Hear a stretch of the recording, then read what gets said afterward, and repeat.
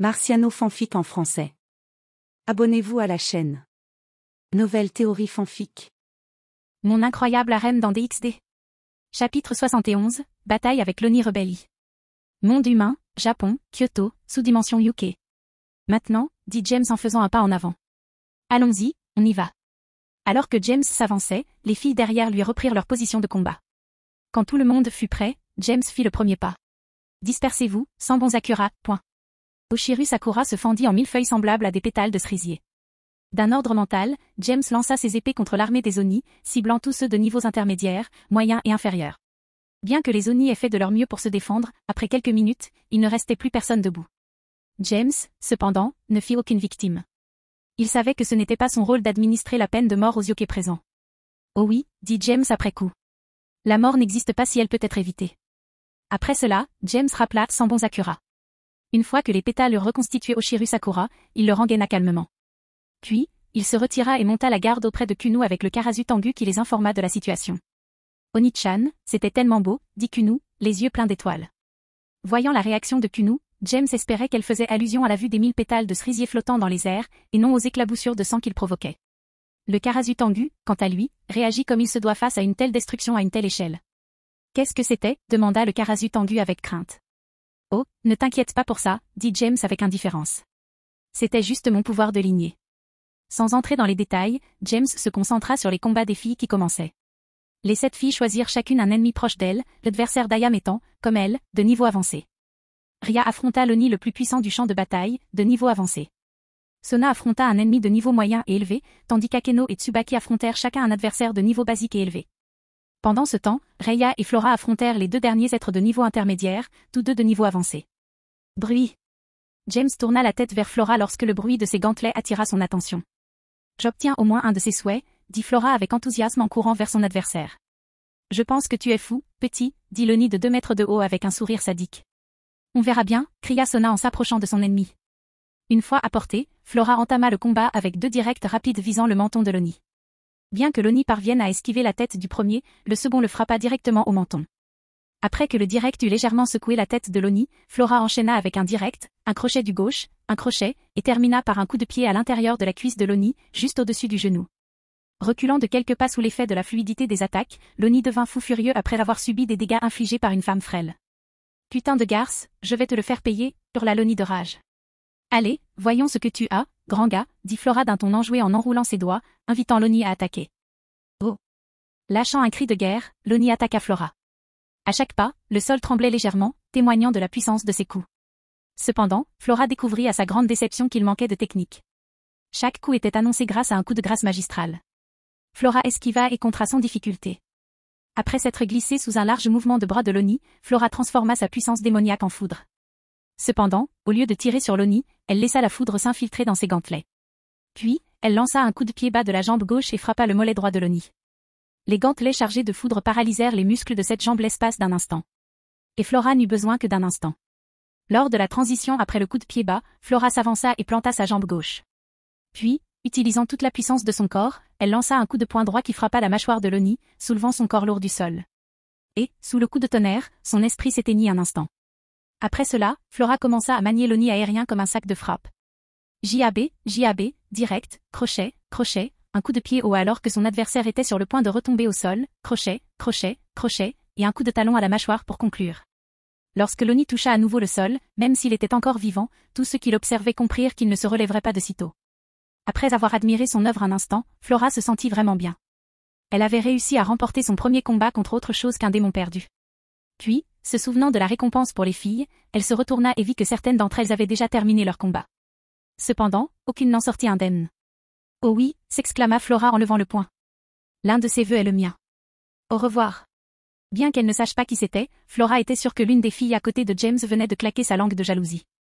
Pendant ce temps, Ria se précipitait également vers son adversaire. Cependant, dans son excitation, elle ne remarqua le petit couteau voler vers elle que lorsqu'il fut trop tard. Souche. Coupé. Boum. Ria l'évita in extremis, mais elle avait encore une coupure au bras. Peu après, elle entendit le couteau s'enfoncer dans une surface dure.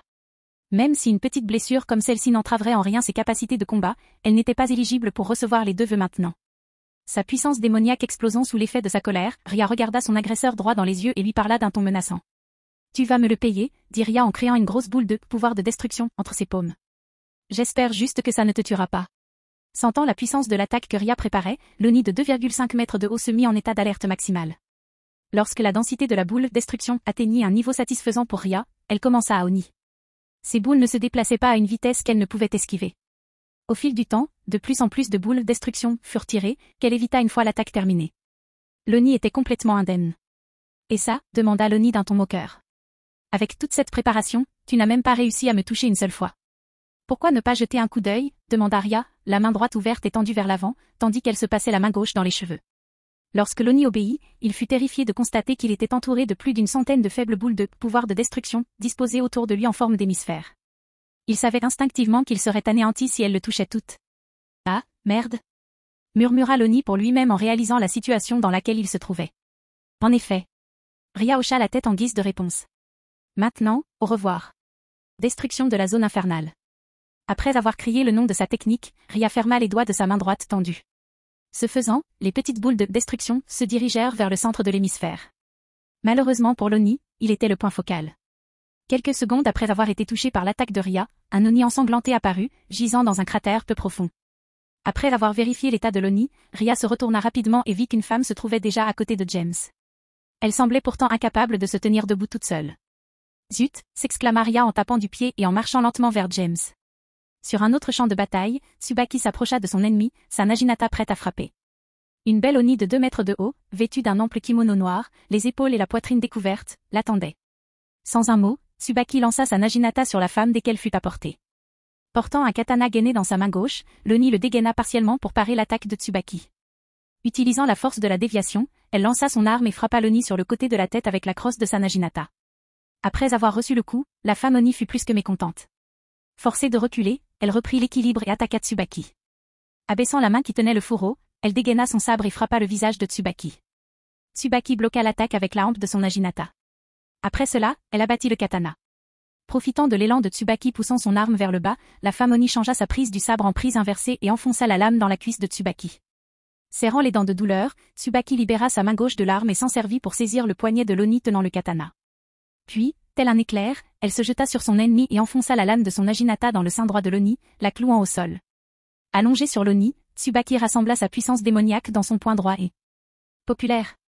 Il la frappa si fort au visage qu'elle perdit connaissance. Avant qu'elle puisse réagir, on la souleva de la femme Oni et on l'aida à se relever. Bon travail, Tsubaki, dit James en soutenant le corps blessé de Tsubaki. On dirait que je vais exaucer ton vœu plus tard. Tu es le premier à gagner, même si tu n'es pas sans blessure. Tsubaki, pâle de douleur, posa une question particulièrement importante. Connaissez-vous des sorts de guérison, demanda Tsubaki, la peau pâle. Si nous ne parvenons pas à soigner cette blessure avant notre retour, nous devrons procéder à un effacement massif de mémoire. Ne t'inquiète pas, dit James d'un ton désinvolte. Même si tu n'es pas complètement guéri, ça n'aura l'air que d'une légère élongation musculaire pour ceux qui ne le savent pas, quand j'en aurai fini avec toi. Sur ce, Tsubaki soupira de soulagement. James les ramena ensuite vers Kunu et le Karasu Tang après avoir retiré le Naginata de Tsubaki de la poitrine de l'Oni. Après cela, James retira l'épée de la jambe de Tsubaki et commença rapidement à utiliser le remède Kido sur lequel il travaillait. Bien que différent de celui de la série Bleach, il fonctionne davantage comme le ninjutsu curatif de Naruto, car il améliore la régénération naturelle du corps. Lorsque Ria et Flora eurent terminé leur combat, la blessure de Tsubaki avait cessé de saigner. Je pensais vraiment être le premier, fit Ria en faisant la moue. Il ne m'a fallu qu'une seule attaque pour achever mon adversaire. Oui, mais tu as utilisé une attaque longue à mettre en place, répondit James. De plus, tu étais très confiant avant le combat. Sinon, tu n'aurais pas réussi ça. Lorsque James eut terminé, il désigna la déchirure dans l'uniforme de Ria, qui était tachée de rouge à cause de la coupure cachée en dessous. Oui, je sais, dit Ria, déçue. Flora, en revanche, tu as fait un excellent travail, dit James en tournant son attention vers la nouvelle venue. Je n'aurais jamais pensé voir de la jonglerie aérienne en dehors d'un jeu vidéo. Je pensais que tu t'amuserais avec ça. Flora rigola. Puisque tu regardais, j'ai pensé faire un spectacle. Seulement après avoir su que je pouvais gagner sans me blesser, bien sûr. En entendant cela, Ria fit la moue encore plus fort car elle savait que Flora faisait référence à elle. Quoi qu'il en soit, on dirait que les autres combats seront bientôt terminés aussi, dit Tsubaki en ajustant ses lunettes tout en regardant les autres filles combattre leurs adversaires. Ouais, je me demande qui finira ensuite, dit Flora avec curiosité. Eh bien, nous devrons regarder et voir, a déclaré James avec un sourire. Pourquoi donne-t-on l'impression que tu fais la promotion d'un roman en ligne ou d'une série télévisée, demanda Ria en plaisantant. Fermez-la. Chapitre 72, Bataille avec l'Oni Rebelle 2. Monde humain, Japon, Kyoto, sous-dimension UK. Bien qu'elle cède fréquemment et ouvertement à ses tendances masochistes devant James, Sarutobi Ayame est une kunoichi hautement qualifiée qui a surmonté de nombreuses situations critiques. C'est pourquoi, tandis que James éliminait la chair à canon des forces ennemies, Ayame perdit son sourire insouciant et se précipita sur le yokai de haut niveau parmi ses adversaires. De loin, Ayame lança une poignée de shurikens sur son ennemi. Malheureusement, son corps recouvert de yoki était trop résistant pour que les shurikens puissent infliger des dégâts considérables. Voyant cela, elle comprit qu'elle ne serait pas de taille à affronter un combat frontal. Profitant de la colère rapide de la plupart des Oni, elle lança une nouvelle volée de shurikens, visant cette fois les yeux de l'Oni. Comme elle s'y attendait, l'Oni était furieux contre la frêle femme Satori qui attaquait à distance comme une lâche. Dès qu'elle perdit la raison et courut vers elle, Ayame se dirigea rapidement vers un endroit plus difficile. Bon sang! Reste tranquille, salope, rugit l'Oni avant de réaliser que le Satori s'enfuyait. Je dois trouver un endroit avec un terrain plus avantageux, pensa Ayame en échangeant la lourde pointe de son kusarigama contre une deuxième lame de faux. Courir? Ah! J'aime bien la chasse. Ah! L'Oni, qui avait perdu toute raison, perçut cette retraite tactique comme si son ennemi s'enfuyait, effrayé. Après avoir couru pendant environ 30 secondes, Ayame se retrouva dans ce qu'elle pensait être le terrain d'entraînement des gardes de cette dimension de poche. Observant les alentours, elle découvrit une clairière entourée de nombreux poteaux imposants formant des cercles concentriques. Elle élabora aussitôt un plan pour se débarrasser de son ennemi. Peu après qu'Ayame soit entré sur le terrain d'entraînement, l'Oni qui la poursuivait entra à son tour. Cependant, il ne parvint pas à localiser Ayame. Bien qu'il sentît sa présence, comme James par le passé, il ne parvint pas à la localiser. Alors qu'elle pénétrait au milieu de la clairière, 2 kunai furent lancés vers son oreille gauche. Levant un bras en signe de défense, l'Oni tourna la tête vers la gauche et croisa le regard de la femme aux cheveux gris et aux lunettes qu'il poursuivait. Encore plus furieux de son attaque sournoise et lâche, l'Oni l'attaqua. C'est vrai. Tombe dans mon piège, espèce d'idiot, pensa Ayame en mesurant la distance qui la séparait de son adversaire. Où vas-tu, salope, rugit l'Oni en poursuivant Ayame. Attends que je te mette la main dessus. Dès que l'Oni fut suffisamment proche, il tendit le bras vers l'avant. Bien qu'Ayame fût surprise par l'intensité de l'attaque, elle ne la prit pas par surprise. Pour atteindre le rang suprême, il faut être inexpérimenté au combat. Esquivant intentionnellement par des mouvements exagérés, Ayame fit mine de lutter pour s'échapper. Finalement, une fois l'Oni en position, Ayame lança la pointe de son kusarigama vers sa poitrine, qui fut facilement déviée et accrochée à l'une des perches d'attaque.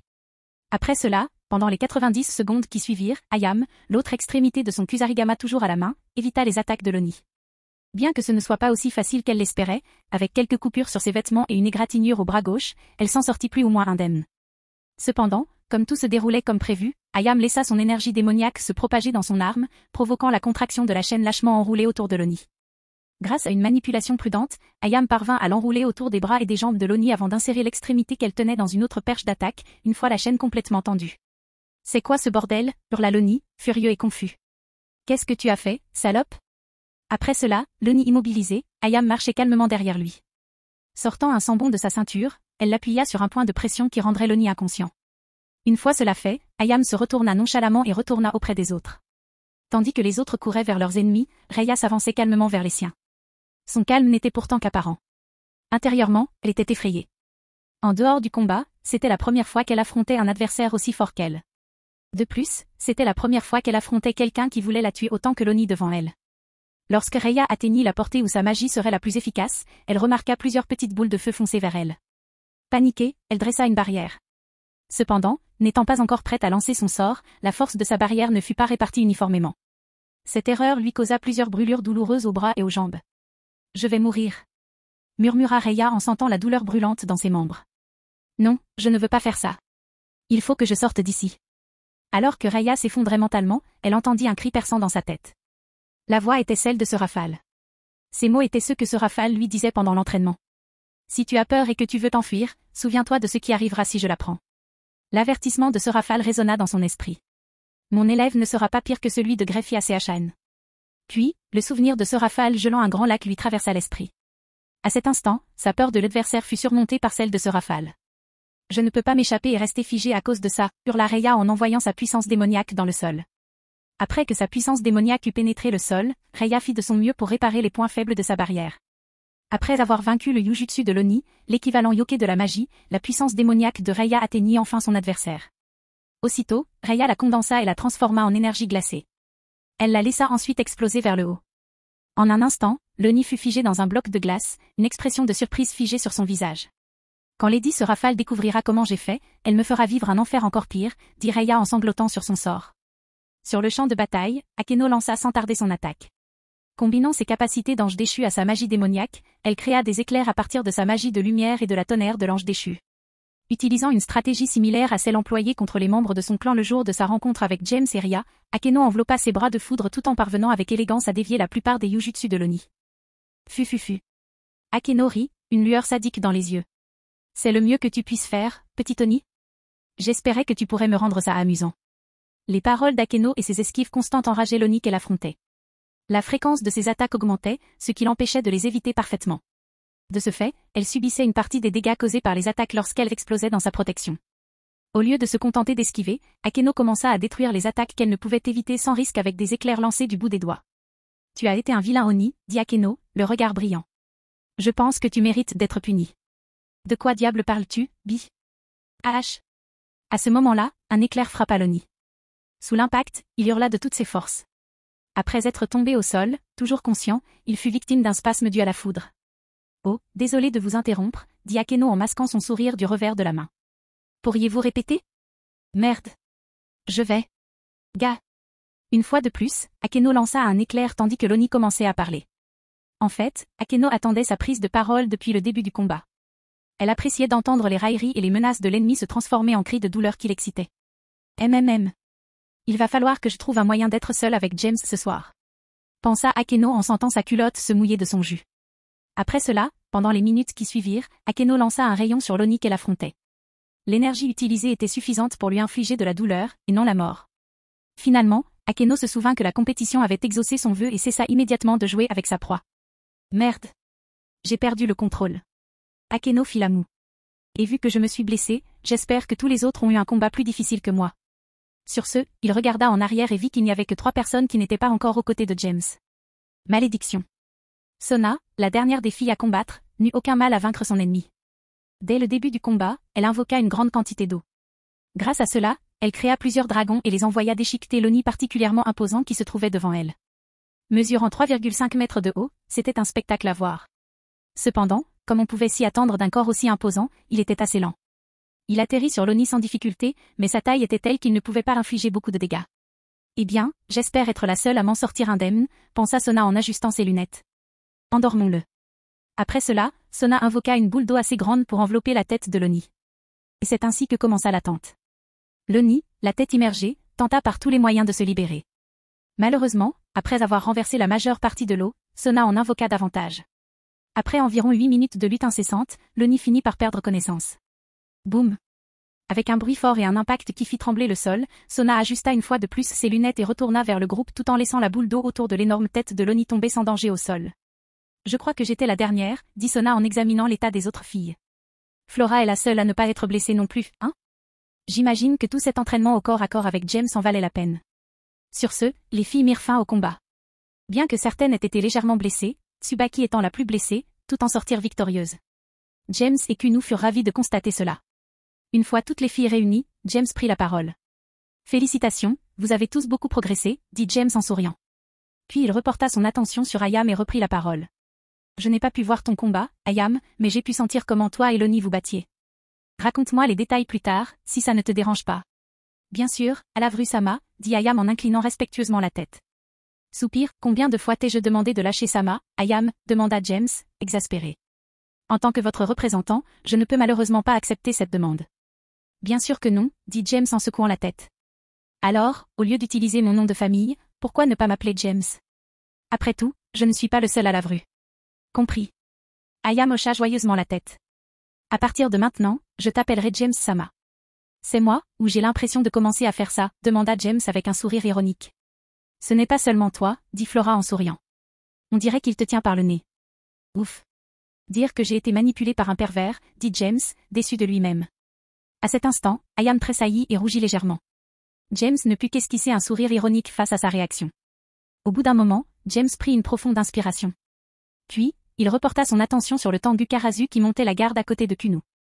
Après cela, il s'avança entre Kunu et le Tengu Karasu, la main tendue pour une poignée de main. Bon, maintenant que c'est fini, merci de nous avoir raconté ce qu'on a fait, dit James avec un sourire.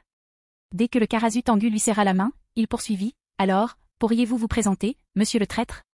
Ou préférez-vous, chef des Oni rebelles?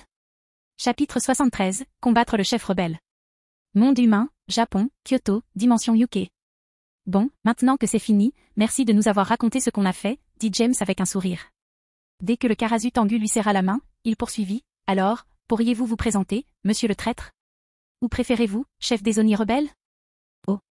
Et pourquoi m'appelles-tu ainsi? Demanda le Karasu Tengu en souriant. Eh bien, tu as fait quelques erreurs, dit James en haussant les épaules. Et qu'était-il? Demanda le Karasu Tengu avec curiosité.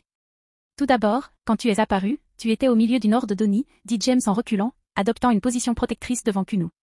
Et tu n'as pas été attaqué en partant. J'avais oublié ça, dit le Karasu Tengu en se frappant le visage. Pour ma défense, je ne pensais pas qu'il perdrait. Comportement classique de méchant. Tiago haussa les épaules. Ah. Et quelle était la deuxième chose? Demanda le Karasu Tengu avec un sourire curieux.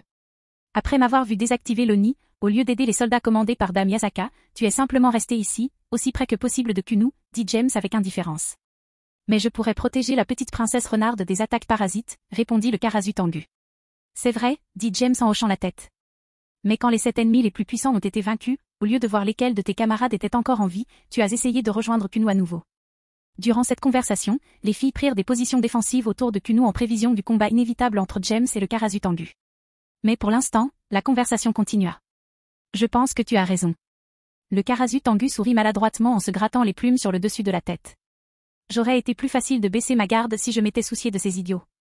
Mec, maintenant tu ressembles à un méchant de 3e ordre, dit James d'un ton désintéressé. Ah. Mes excuses, dit le Karasu Tengu en riant. J'attends toujours cette présentation, dit James en regardant le Karasu Tengu dans les yeux. À moins que tu n'aies pas de nom. Oh, bien sûr. Tu peux m'appeler Kotengu.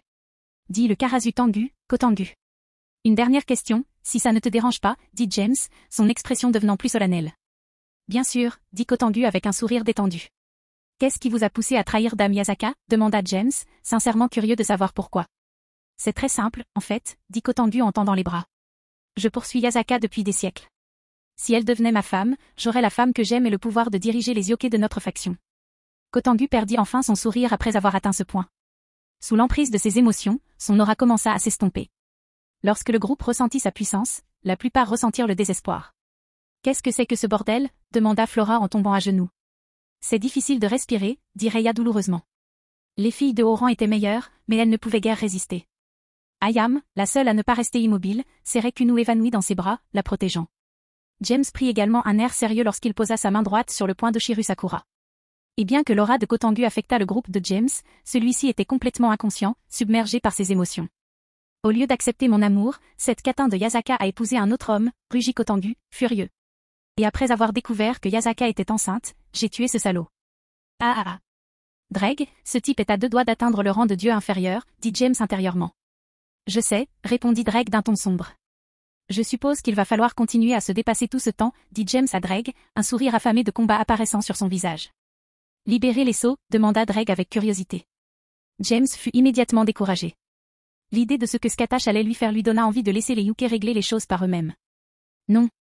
Mais je vais devoir utiliser Balance Breaker, répondit James. Je pense que je vais utiliser ça aussi. Oh, ça doit être bon, dit Dreg avec enthousiasme. Finalement, Kotengu cessa son rire maniaque. Puis il regarda le groupe de James et Rikana. On dirait que ce combat sera terminé avant même d'avoir commencé, a déclaré Kotengu avec un sourire maniaque. À ta place, je ne vendrai pas l'ours avant de l'avoir tué, dit James tandis que Flash s'approchait de Kotengu. Puis il attrapa le Karasu Tengu par l'épaule et parla à Ayam avant d'utiliser à nouveau Flash Step. Protège Kunu et les autres. Je m'occuperai de cet idiot jaloux. Après cela, James et Kotengu disparurent. Lorsqu'ils réapparurent, ils étaient déjà à plusieurs kilomètres. James relâcha alors Kotengu et s'éloigna. Indifférent à la présence de James, Kotengu regarda autour de lui. Puis, se tournant vers James, il prit la parole. Votre vitesse est impressionnante, a félicité Kotengu. Eh bien, j'essaie, dit James avec indifférence. Mais je pense qu'il est temps de clore ce petit épisode. Je pense que tu as raison, dit Kotengu en hochant la tête. Après cela, Kotengu sortit un long bâton et le brandit avant de prendre position. Fort de sa puissance au sommet du classement final, il ne prenait pas vraiment au sérieux James, un combattant de niveau intermédiaire. Comprenant cela également, James prit la parole. Eh bien, allons-y, cria James, enveloppé d'une lumière rouge vif. Welsh Dragon Balance Breaker, équipe renforcée de Shiakusho. Une fois la lumière tamisée, James apparut, vêtu d'un chiakucho rouge aux accents noirs et orné de joyaux verts. Avant que Kotengu puisse expliquer le phénomène, James disparut d'un pas éclair et réapparut devant Kotengu, dégainant Oshiru Sakura pour une attaque d'Iedo. Kotengu, cependant, réagit promptement. En faisant tournoyer son bâton, il parvint à dévier le coup. Continuant à agiter le bâton, il bloqua également le second coup tandis que James profitait de l'élan de l'Iedo pour projeter son fourreau vers le visage de Kotengu. Boost, X10. Voyant que Kotengu était toujours plus rapide que lui, James commença à utiliser son Sacred Gear pour améliorer ses capacités. James et Kotengu s'engagèrent alors dans une danse mortelle de coups d'épée et de massue. Tandis que Kotengu contrôlait la distance du combat, déplaçant constamment son bâton par de larges mouvements et des frappes précises, James esquivait et parait avec une maîtrise insoupçonnée de la part d'un combattant de son âge. Puis, dès que Kotengu émergeait d'une ouverture, James attaquait à son tour avec plusieurs coups d'épée et d'estoc. Après avoir lutté pendant plusieurs minutes à une vitesse que même le plus fort des intermédiaires ne pourrait suivre à vue d'œil, James et Kotengu se séparèrent. Puis Kotengu prit la parole. « Tu es bien meilleur que ce à quoi je m'attendais » dit Kotengu avec un sourire sanguinaire. « Tu n'es pas si mal non plus » dit James avec un sourire. « Mais je pense qu'il est temps que cela cesse » a déclaré Kotengu en appuyant sur un mécanisme de sa canne. Les pointes du bâton de Kotengu s'allongèrent légèrement grâce au mécanisme. Puis, il se sépara du milieu. Désormais, au lieu d'un seul long bâton, Kotengu brandissait 2 quarts de bâton. Sur ce, l'expression de James redevint sérieuse et il prit la parole. « Dispersez-vous, sans bons Sakura, point. » Alors qu'Oshiru Sakura s'effondrait, James rengaina sa poignée et dégaina le Mangetsu no Shita. Puis, d'un flash step, James entra dans sa zone d'attaque. Il commença par une frappe descendante que Kotengu arrêta sur la gauche. Profitant de son élan, James enchaîna avec un coup de pied circulaire que Kotengu esquiva avant d'enchaîner avec un coup de bâton de la main gauche. James utilisa ensuite sa jambe d'appui pour effectuer un salto par-dessus la tête de Kotengu, tout en utilisant la rotation pour lui trancher l'arrière de la tête. Kotengu leva le bâton de sa main droite pour parer. Puis, lorsque James atterrit, ils se retournèrent et retrouvèrent leurs armes. À cet instant, James lança sans bon Sakura dans le dos de Kotengu. De son autre bâton, Kotengu le fit tournoyer comme les pales d'un éventail et dévia les lames de pétales. Au même moment, il échangea des coups avec James de son autre main. Puis, James, flash away, trancha les lames de pétales, qui continuaient d'attaquer. Cependant, avec son autre main libre, Kotengu put les disperser facilement. Il fut surpris de voir James apparaître au milieu du nuage de pétales de cerisier. Malheureusement, James ne put profiter de cette surprise pour infliger des coups critiques. « Merde, ce fils de pute est bon », dit James en régulant sa respiration. « Il a des siècles d'expérience, partenaire », rappela Dreg. « Je sais », dit James avec une légère moue.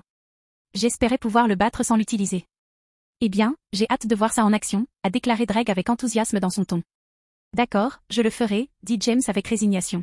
« Je n'ai pas d'autre choix pour l'instant. »« C'est tout ce que tu as, gamin ?» demanda Kotengu, interrompant la conversation de James avec Dreg. « Si c'est le cas, alors c'est fini. »« J'ai encore quelques astuces », répondit James avec un sourire effronté. « Tu ferais mieux de les utiliser tous », dit Kotengu avec colère. « J'en ai marre. »« D'accord. » James haussa les épaules. « Souviens-toi, c'est toi qui l'as voulu. » Sur ce, James rengaina le Mangetsu no Shita et dégaina le poing d'Oshiru Sakura. Puis, il rappela sans bon Sakura et Oshiru Sakura fut reconstruite. Un instant plus tard, James insuffla son aura draconique à l'épée, la répandant sur le sol environnant. Boost, X50. Transfert.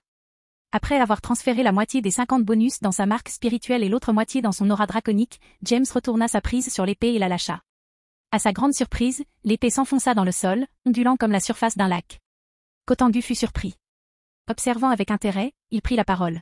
« C'est un tour de passe-passe, mais j'espère qu'il y a plus que ça. » James sourit simplement aux paroles de Kotengu. Puis, lorsqu'il sentit qu'Oshiru Sakura s'était suffisamment intégré à son aura draconique, il exécuta sa volonté, et une centaine d'exemplaires de l'épée d'Oshiru Sakura apparurent du sol, couverts d'une aura draconique. « Mais qu'est-ce que c'est que ce bordel ?» demanda Kotengu, confus, en tournant la tête pour voir la centaine d'énormes katanas qui l'entouraient. « D'où sortent toutes ces épées ?» « Si cela suffit à te choquer, » dit James avec un sourire qui se transforma en un sourire sanguinaire en poursuivant. « Alors la suite sera à tomber. » Dispersés, sans bon Sakura Kageyoshi. Tandis que James prononçait ces mots, les 100 énormes lames du katana se fendirent chacune en 10 000 lames en forme de pétales de fleurs de cerisier. Voyant ce phénomène, l'expression de Kotengu s'assombrit. Il commença alors à déverser une grande quantité de son yuki dans son bâton et prit position. Au bout d'un moment, l'énorme nuage de lames en forme de pétales de fleurs de cerisier l'enveloppa, lui faisant perdre la trace de James. Après avoir manié son bâton pendant les 6 minutes suivantes, Kotengu était toujours debout, couvert de sang et blessé, à la fois superficiellement et profondément. À cet instant, le nuage de pétales commença à diminuer.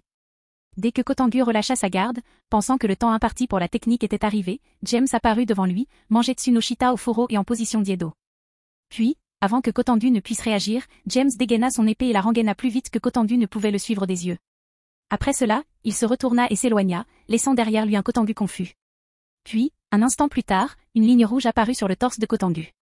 Tiré de sa hanche gauche à son épaule droite, la ligne éclata et le sang jaillit de Kotendu comme une fontaine. Drogue, fut le seul mot prononcé par Kotendu avant de tomber à genoux et de s'effondrer face contre terre, perdant connaissance. Je pensais que tu allais le tuer, partenaire, dit Drake d'un ton confus. Je l'aurais probablement fait plus tôt, dit James en regardant Kotendu. Qu'est-ce qui t'a fait changer d'avis, demanda Drake avec curiosité. C'est à ce moment-là qu'elle a avoué avoir tué le père de Kunu, dit James en serrant le poing. Une fille aussi gentille mérite une famille entière. Drake ne répondit pas, mais il était d'accord avec James. Même s'il ne l'avouerait jamais à voix haute, il avait lui aussi eu un faible pour l'adorable petit renard au cours de l'année écoulée. Eh bien, nous devrions rentrer et annoncer la bonne nouvelle aux autres, dit James avec un sourire. James libéra alors son balance breaker et souleva le corps inconscient de Kotendu sur son épaule. De retour à la résidence Yasaka, James condensa l'aura draconique qu'il avait répandue sur le sol. Il battit en retraite. Ce faisant, Oshiru Sakra s'éleva du sol devant lui. Se débarrassant de ce qui restait de son aura, James entoura la poignée de son épée de sa main et la rengaina. Maintenant que c'est dit, passons à autre chose, dit James en disparaissant de sa place avec Flash Step. Chapitre 74, Retrouvailles. Monde humain, Japon, Kyoto, sous-dimension UK. Après la disparition de James avec Kotendu, les filles ont réussi à se contrôler. Peu après, Kunu s'est réveillé. Une fois tout le monde remis sur pied, les filles ont décidé que la première chose à faire était de désactiver la barrière qui retenait Yasaka dans sa résidence. Elles ont ensuite rappelé tous les gardes de Yasaka inconscients. D'accord, on devrait se diviser en deux groupes, suggéra Sona. L'un tentera de franchir cette barrière, et l'autre s'occupera des soldats blessés. Ouais, sans eux, on ne pourra pas affronter tous ces Oni, dit Ria en observant l'ancien champ de bataille. Même si on gardait tout quelques paires de menottes énergétiques, ce serait encore trop. En regardant autour de lui, tout le monde approuva l'analyse de Ria et le plan de Sona. Ria, Akeno et Flora furent donc assignés au groupe chargé de briser la barrière. Pendant ce temps, Sona, Tsubaki et Reiya furent envoyés pour aider les soldats de la garde Yasaka, handicapés. Ayam, quant à elle, serait chargée de protéger Kunu. Après quelques minutes, Ria et son groupe arrivèrent à la barrière. La résidence des Yasaka était immense. Elle abritait non seulement Yasaka et Kunu, mais aussi la salle où Yasaka tenait ses réunions du conseil, d'autres installations gouvernementales et un important bataillon de gardes d'élite, que l'on pouvait voir s'efforcer de briser la barrière de l'intérieur. Cet endroit est immense, marmonna Flora en regardant le palais de style japonais. Oui, c'est presque aussi grand que ma propriété, a déclaré Ria, appréciant l'architecture de style japonais. Je pense que c'est plus grand que ton domaine, Ria, dit Akeno en désignant un endroit un peu plus éloigné du palais. Lorsque Ria regarda dans la direction indiquée par Akeno, elle vit les gardes tenter de franchir la barrière de l'intérieur. Ils étaient plus de 500. Elle pouvait le deviner sans le dire. Puis elle regarda au-delà des gardes. Ce faisant, ses yeux s'écarquillèrent. Derrière eux se trouvait une caserne et un terrain d'entraînement suffisamment grand pour que tous les gardes présents puissent s'entraîner simultanément. Oui, je pense que tu as raison, dit Ria, incrédule. Après cette brève conversation, le trio atteignit la barrière. Ce faisant, ils découvrirent toute la difficulté du défi. Akeno et Flora comprirent immédiatement qu'elles ne pourraient pas la briser avec leur puissance. C'est pourquoi elles laissèrent Ria tenter de la percer. Malheureusement, Ria ne réussit qu'à percer des trous de la taille d'un poing, même avec ses attaques les plus puissantes. Ce processus allait être long. Forte de cette connaissance, la meilleure idée de Ria fut de répandre son pouvoir de destruction sur la surface de la barrière et de la laisser la corroder. Au bout de quelques minutes, Ria créa une barrière suffisamment grande pour qu'une femme puisse la franchir sans problème. Cependant, détruire la barrière entière prendrait du temps. Peu après la brèche, un serviteur du palais remarqua les 3 démons et le trou qu'ils avaient créé. « Il y a un trou dans la barrière », cria le serviteur, tout excité. « Quelqu'un. Vite, quelqu'un. Allez dire à Dame Yasaka qu'il y a une issue. » Sur ce, Ria, Akeno et Flora décidèrent de ne pas franchir la barrière. Il serait dommage de les prendre pour des intrus après avoir aidé Yasaka à s'occuper des rebelles. De l'autre côté de la barrière, le palais était en émoi à cause des cris frénétiques du serviteur. Il ne fallut pas longtemps avant qu'un groupe de gardes encercle la brèche dans la barrière. Une fois arrivés, ils remarquèrent encore plus rapidement Ria et les 2 autres. « Qui sont-ils » demanda l'un des gardes. « Ce sont des démons » cria un autre garde. Je savais que c'était une mauvaise idée de leur confier Madame Kunu. Maintenant, ils viennent profiter de nos ennuis. « Tu es idiot » demanda un 3e garde. « S'ils étaient là pour semer le trouble, tu crois qu'ils n'en enverraient que 3 ?» Voyant les 3 démons de l'autre côté de la barrière s'ouvrir, les gardes commencèrent à se disputer entre eux, jusqu'à ce qu'un garde manifestement de haut rang mette fin à la situation. « Silence » cria le capitaine de la garde. « Dame Yasaka est arrivée. » Au cri du capitaine de la garde, les autres gardes se turent instantanément. Puis, s'agenouillant, ils se frayèrent un chemin vers la brèche dans la barrière. Ce faisant, Ria, Akeno et Flora aperçurent une femme s'approcher de la barrière, au bout du chemin créé par les gardes. Elle était accompagnée d'un homme grand, aux longs cheveux blancs et manchots. En s'approchant, le trio distingua les traits de la femme qui approchait. La femme, Yasaka, avait des traits délicats et des yeux dorés. Ses longs cheveux blonds, attachés en une queue de cheval lâche avec un bandeau, lui descendaient jusqu'aux jambes. Une robe de prêtresse traditionnelle couvrait son corps voluptueux. Une robe blanche fermée par un hobby rouge, une couronne dorée complétait son allure. Ses 2 oreilles de renard et ses 9 queues remuantes complétaient son allure. À côté de Yasaka se tenait un grand et beau jeune homme aux longs cheveux blancs qui lui arrivaient aux genoux et à la frange courte séparée de chaque côté du front. Son visage clair est orné d'yeux dorés aux pupilles fendues, de 2 bandes violettes sur chaque joue et une sur chaque paupière, et d'un croissant de lune noire au centre du front. Vêtu d'un kimono blanc avec un hakama noué aux chevilles, il portait un plastron noir par-dessus, une épaulière pointue sur l'épaule gauche et une ceinture jaune, le tout orné d'un motif chinois. Oh, mon Dieu, si ce n'est pas la princesse aux cheveux écarlates de la ruine. À qui je dois cet honneur, dit Yasaka lorsqu'elle fut suffisamment proche de la brèche dans la barrière pour reconnaître ceux de l'autre côté. Dame Yasaka. Ria s'inclina comme un noble, puis poursuivit. Il s'avère que... Ria expliqua alors la raison de sa présence ici avec ses compagnons. Elle parla à Yasaka de la lettre qu'ils avaient reçue leur demandant d'emmener Kunu à Kyoto, de la bataille qui avait eu lieu à leur arrivée dans la sous-dimension Yoke, de l'affrontement entre les 7 filles et les 7 Oni les plus puissants, de James emmenant Kotambu pour limiter les dégâts collatéraux pendant le combat, et enfin des plans des 7 filles pendant l'absence de James. Je vois, dit Yasaka en inclinant la tête en signe de gratitude. Merci d'avoir pris soin de Kunu pendant tout ce temps. Tu m'as aidé plus que je ne pourrais jamais te la rendre. Tu ne devrais pas me remercier, c'est James qui a recueilli Kunu et l'a protégée dès son arrivée à Kyo, dit Ria, sans être assez dure pour s'attribuer le mérite d'un acte qu'elle n'avait pas commis. De plus, tout le monde a énormément apprécié la présence de Kunu. Tu as vraiment de la chance d'avoir une fille aussi adorable et sage. En entendant les éloges de Ria pour Kunu, Yasaka sourit fièrement. Elle tourna ensuite son attention vers les 2 filles qui accompagnaient Ria. Je suis désolée, dit Yasaka après avoir remarqué Akeno et Flora. Je suppose que ce sont des membres de votre noblesse. C'est un plaisir de vous rencontrer tous les 2. Eh bien, vous n'auriez qu'en partie raison, dame Yasaka, dit Ria en souriant. Elle fit ensuite signe à Akeno et poursuivit, voici Imujima Akeno, reine de ma noblesse. C'est un plaisir de vous rencontrer, dame Yasaka, dit Akeno en s'inclinant poliment. Et voici, dit Ria en désignant Flora. C'est Flora Nanadan, pion de James à Lavru. C'est un plaisir de vous rencontrer, dame Yasaka, dit Flora en s'inclinant poliment. Je vous assure, les filles, tout le plaisir est pour moi, répondit Yasaka avec un sourire. Permettez-moi également de vous présenter le capitaine de ma garde, Sesomaru. L'héritier du clan royal Inugami. En réponse, Sesomaru fit simplement un signe de tête aux 3 filles. C'est un plaisir. Ria prit acte de la présentation et reporta son attention sur Yasaka. Je crois que nos camarades auront besoin d'aide pour soigner les gardes blessés sur le champ de bataille. Oui, tu as raison. Yasaka hocha la tête puis reporta son attention sur Sesomaru. J'ai besoin que tu formes une escouade de gardes pour venir en aide aux blessés. Compris, répondit Sesomaru. Puis il se tourna vers les gardes agenouillés et leur donna des ordres. Escouade 4, rendez-vous sur le champ de bataille et aidez à soigner les blessés. Escouade 5, faites tout votre possible pour franchir cette barrière extérieure. Escouade 6, suivez-moi pour protéger Dame Yasaka. Les autres, prenez des positions défensives d'urgence. Oui, monsieur, répondirent tous les gardes présents. Puis, les gardes commencèrent à bouger. Comme il ne restait que l'escouade chargée de protéger Yasaka, Yasaka s'adressa de nouveau à Ria. Maintenant, je pense qu'on devrait aussi aller voir tes camarades, dit Yasaka, dissimulant sa nervosité derrière un sourire.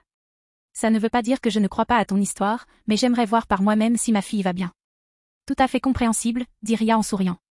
Alors, si tu es prêt, je te montrerai le chemin. S'il te plaît. Yasaka hocha la tête. Le groupe reprit donc le chemin du retour vers le champ de bataille. Quelques minutes plus tard, ils rattrapèrent le reste du groupe. À leur surprise, James était déjà de retour. Lorsqu'il les aperçut, il tapota le dos de Kunu, qu'il tenait dans ses bras, et désigna le groupe de Ria. Lorsqu'elle regarda dans la direction indiquée par James, les yeux de Kunu s'illuminèrent. Sautant des bras de James, elle courut vers sa mère aussi vite qu'elle le put. « Maman » cria joyeusement Kunu en courant. Voyant que sa fille allait bien, Yasaka afficha un grand sourire. Puis, indifférente à son environnement, elle s'agenouilla et ouvrit les bras pour l'accueillir. Kunu, sans hésiter, sauta dans les bras de sa mère lorsqu'elle fut suffisamment proche. « Tu m'as tellement manqué, maman » dit Kunu en versant des larmes de joie.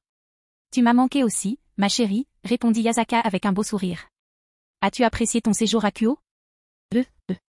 Kunu hocha la tête avec enthousiasme. James Onichan et Léona Obachan étaient géniaux.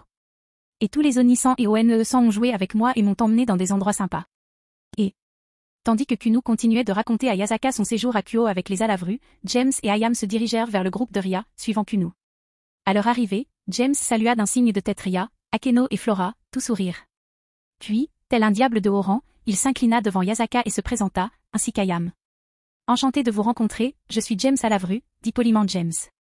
Puis, faisant signe à Ayam, il poursuivit, et voici Sarutobi Ayam, pion de ma pairie. En entendant le nom, Sarutobi Ayam, Yasaka et Sesomaru haussèrent un sourcil. Alors, la fille du patriarche Satori a-t-elle trouvé un seigneur à servir, demanda Yasaka avec un sourire malicieux. Il y aura beaucoup de jeunes nobles déçus parmi les yokai quand cette nouvelle sera connue. Dame Yasaka, j'apprécierais que vous ne vous moquiez pas de moi, dit Ayam en baissant la tête. Son petit sourire ne pouvait cependant être dissimulé. En fait, je suppose que ce n'est ni le moment ni l'endroit, dit Yasaka en hochant la tête. Puis elle tourna son attention vers James et prit la parole. Alavru-san, Grémorissant et même Kuno ont mentionné que c'était vous et votre famille qui aviez pris soin de ma fille. Dites-moi, comment aimeriez-vous que je vous remercie? S'il vous plaît, Dame Yasaka, ne parlez plus jamais de remboursement, dit James d'un ton sévère. Puis, avec un sourire, il poursuivit, nul besoin de payer. Passer ce temps avec Kuno a été un vrai bonheur. En entendant les mots de James, le sourire de Yasaka ne put s'empêcher de s'élargir. Alors permettez-moi au moins de vous inviter, vous et vos compagnons, à un banquet, dit Yasaka, faisant briller les yeux de Kuno. Pour des raisons évidentes, le banquet n'aura pas lieu aujourd'hui. Cependant, vous recevrez l'invitation avant de retourner à Kuo. Ce serait un honneur pour nous, dit James, se portant garant de sa noblesse. Puis il jeta un regard discret à Ria. Remarquant son regard, Yasaka sourit encore plus largement. Ne vous inquiétez pas, les héritiers de Grémori et de Citri recevront également des invitations, a déclaré Yasaka avec un sourire reconnaissant. Je suis sûr que Sona, comme moi, serait honoré d'accepter, dit poliment Ria. Au même moment, James souriait timidement. Était-ce si évident, pensa James tandis que la conversation se poursuivait.